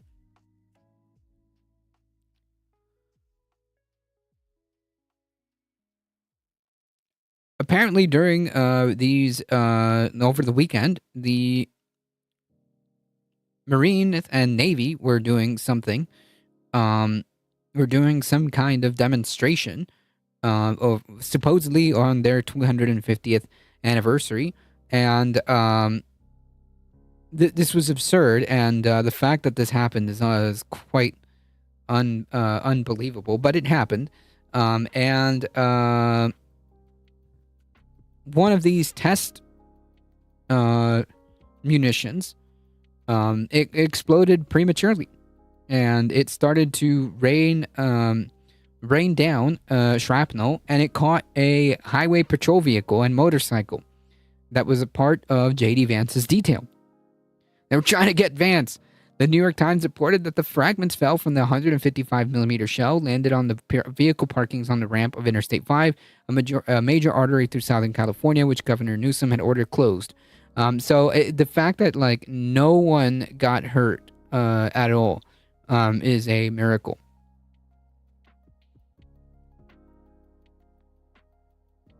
The fact that nobody got hurt was a miracle. This was absurd that this happened. This didn't need to be. But I guess the Trump regime wanted to send a message, and yeah, no couches were soiled.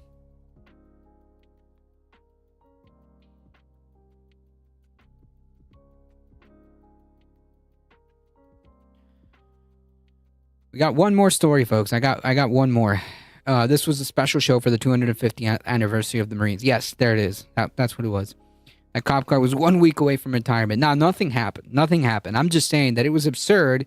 That literally, first of all, no one got hurt, which is wild. And that two, they even did this in the first place. They're already saying that they're going to stop waiting for a pretext and just lie and say there is one. I mean, that's true. They've been lying about this thing from day one. They were just hoping for some good action on camera that they can point to. But yes, I believe I would agree with you. Yes.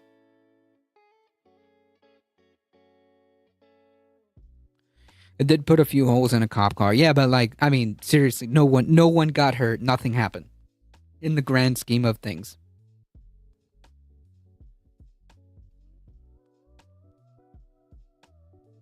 The U.S. revoked 6 visas over Charlie Kirk's death amid social media crackdown. A Nazi group, Nazi chat group, being leaked. A-OK. That's fine. A bunch of edgy kids, according to the vice president. The first in line for the presidency. However, if you make fun of Charlie Kirk or say something unsavory, then yeah, the full force of the government will come down on you and try to get you fired, or if you're an immigrant, try to revoke your visa. 155, I believe, or 150, one of those. The Department of State said it revoked visas of 6 foreigners over remarks they made on social media about Charlie Kirk, the conservative. So that means they're watching you, by the way. The conservative political activist, sure, who was shot dead at a rally. The United States has no obligation to host foreigners who wish death upon Americans. Okay. The State Department continues to identify visa holders who celebrated the heinous assassination of Charlie Kirk, the department said on a post on Twitter. The post was followed by a list of screenshots with critical remarks from 6 social media accounts, which the State Department said belonged to individuals from South Africa, Mexico, Brazil, Paraguay, and Mexico. So, yeah. An Argentine national said that Kirk devoted his entire life to spreading racist, xenophobic, and misogynistic rhetoric and deserves to burn in hell. Visa revoked. So, this is not wishing death upon anybody. And none of that is false. Actually,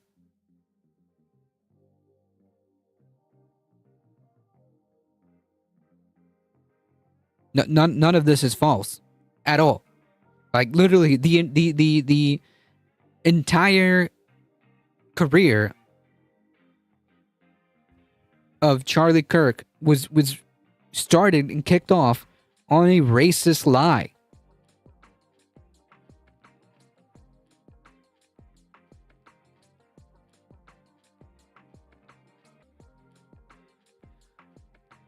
I missed the bomb. I mean, like the bomb story was very simple. Nobody got hurt, and some of the shrapnel fell on the police detail.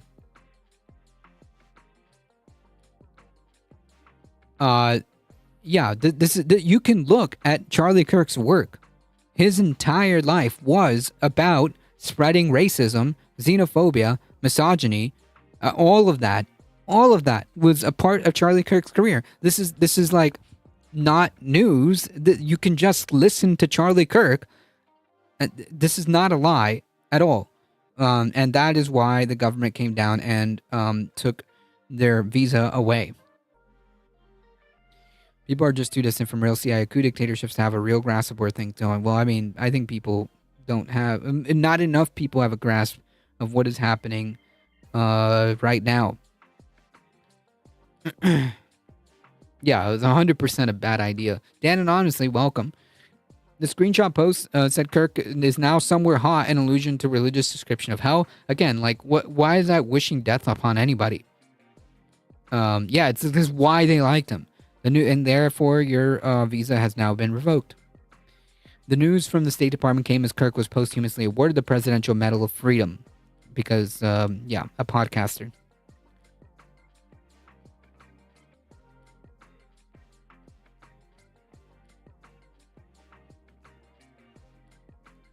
Kirk, who was 31 at the time of death, was a co-founder of conservative Turning Point USA. Turning Point student organization was credited with driving young voters to Trump during the last year's presidential election. Doing what? You see, doing what exactly?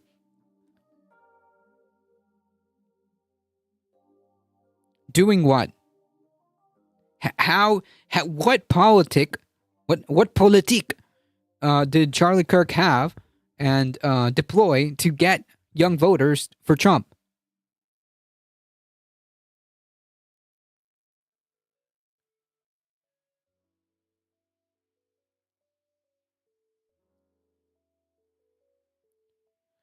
It was this. It was racism, xenophobia, all the isms and whatnot.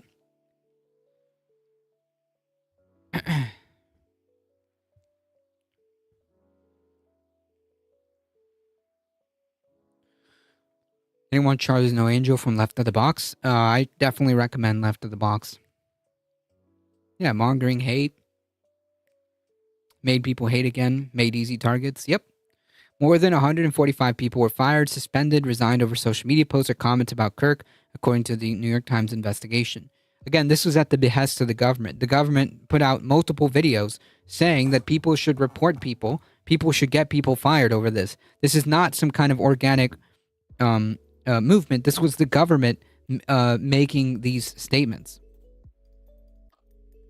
U.S. Secretary of State Marco Rubio previously said that the Trump administration could revoke the visas of foreign nationals over comments on Kirk, while Deputy Secretary Christopher Landau urged internet users to report social media comments of people applying for U.S. visas. Again, this is literally like against the First Amendment. This is against the First Amendment. As it turns out, people, regardless of status, whether you're an immigrant, whether you have a visa, whether you don't have a visa, it is irrelevant. You still have freedom of speech.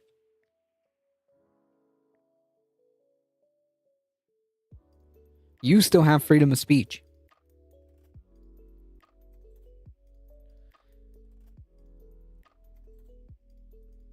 Quote, I've been disgusted to see some social media praising, rationalizing, or making light of the event, and have directed our consular officials to undertake the appropriate action, said Landau. Please feel free to bring comments by foreigners to my attention so that the State Department can protect the American people. Yeah. While the State Department has required visa applicants to share social media handles on their applications since 2019, in June it added the provision that student applicants must make all their social media accounts public for government vetting. Cool. The move follows a crackdown on international students to support pro-Palestine protests, or another way of putting it, anti-genocide protests, on university college campuses across the U.S. under the Trump administration. In August, a State Department official told Fox it had revoked more than 6,000 visas this year. About two-thirds of visas were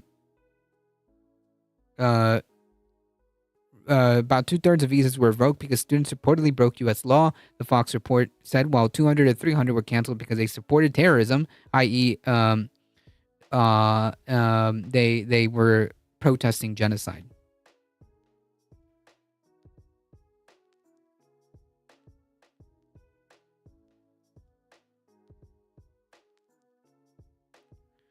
Trump bringing colonialism seemed to be spurring the American left from voting for the imperial state for a few petrodollars from the world poor. Colonialism is coming home. Perhaps we'll learn the meaning of solidarity now. I mean, it's got to be solidarity or nothing.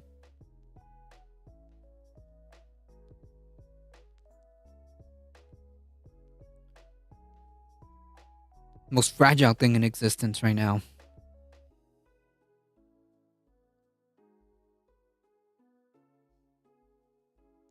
Jank's too busy having beers with these hate-filled right-wing freaks.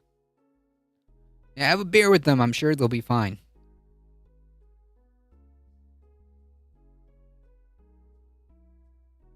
Like, does Jank still feel this way after, like, does Jank still feel this way after the whole, like, Nazi, like, chat leak kind of got, like, you know, since the whole Nazi thing got leaked? Because, I mean, like, there's no, like, getting away from that. Like, there's no if, and, or buts about it. That one was kind of, as explicit as it gets. Anybody that is woke does not have the freedom of speech. Only MAGA supporters have freedom of speech. Oof. Sorry, my, like, throat is dying. Well, the hyper-individualism of U.S. political spectrum seems predicated on the destruction of solidarity. Yes, because of capitalism. That's right. Because of capitalism. Capitalism kind of does the hyper-atomization, right? Like, it's geared towards doing that. Capitalism creates the framework of this hyper individualism of the political spectrum, and leads to where we are eventually.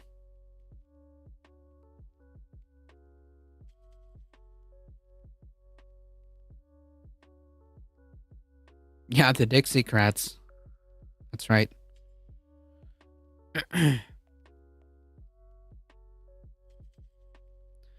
I've heard Tom Hartman talk about this before. Yeah, he has. Tom Hartman's good, by the way. OG podcaster. The people of BRICS and Eurasia and the Global South look on hopefully to the American people to take up the struggle.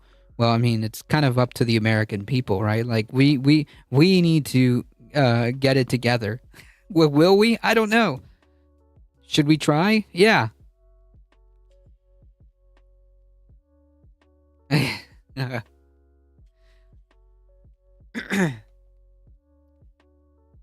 By the way, TYT is my new recommended source. Watch them or else. You know, I used to say that Jank used to hit me very hard, but now he sees me as a friend.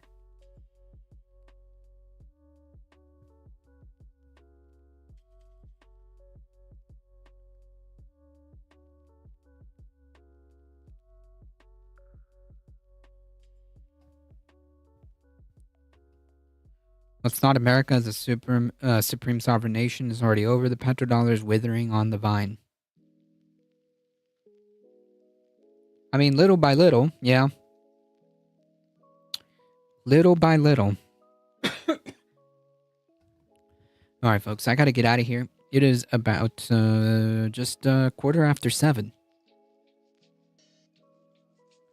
Thank you all for being here. I appreciate all of you hanging out. Thank you to the new follows. I appreciate all of your support, folks. You are what makes this channel go. I appreciate it. We are here Mondays, Wednesdays, and Thursdays. If you want to support the channel directly, make sure you do all the stuff. Check out the merch store. Check out the Discord, Substack. Exclamation mark tip. When some Republican tries to red bait you, just reply you're for leftist Theo Roosevelt and William Taft. No, I mean, it doesn't, I don't expect them to understand that. The chatter said Looney votes MAGA 3 times. That's funny. Thank you all for being here. We'll be back, and check out my show on this space on Tuesdays at 7 p.m. There's all the links, folks. Check this out. Look at that. Boom. Boom, boom, boom. All right, I got to get out of here, folks. 7 p.m. tomorrow and every Tuesday. The rest of the week, we are here Monday, Wednesday, and Thursday around 5 p.m. Spread the word, folks. Spread the word far and wide. I appreciate all of you guys being here. Thank you, Michael Hassler, for modding the chat. I appreciate it. I'm not a communist because, in my honest opinion, the left has been defeated for all time, even if they were the good guys. No, it's not over. We're still here.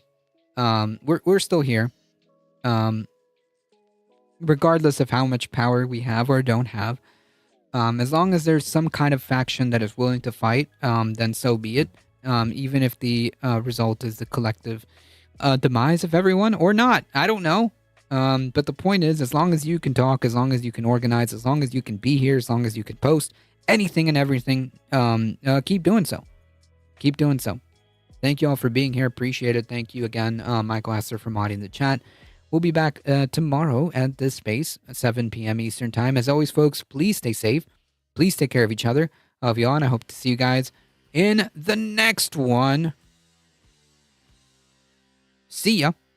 Oh, wait. No, I didn't even put my music on that loud. Look at that.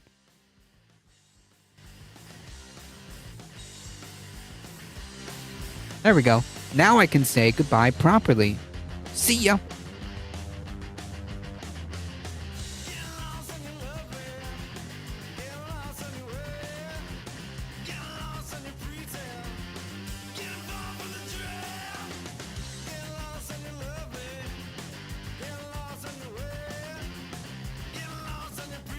Yes, resist.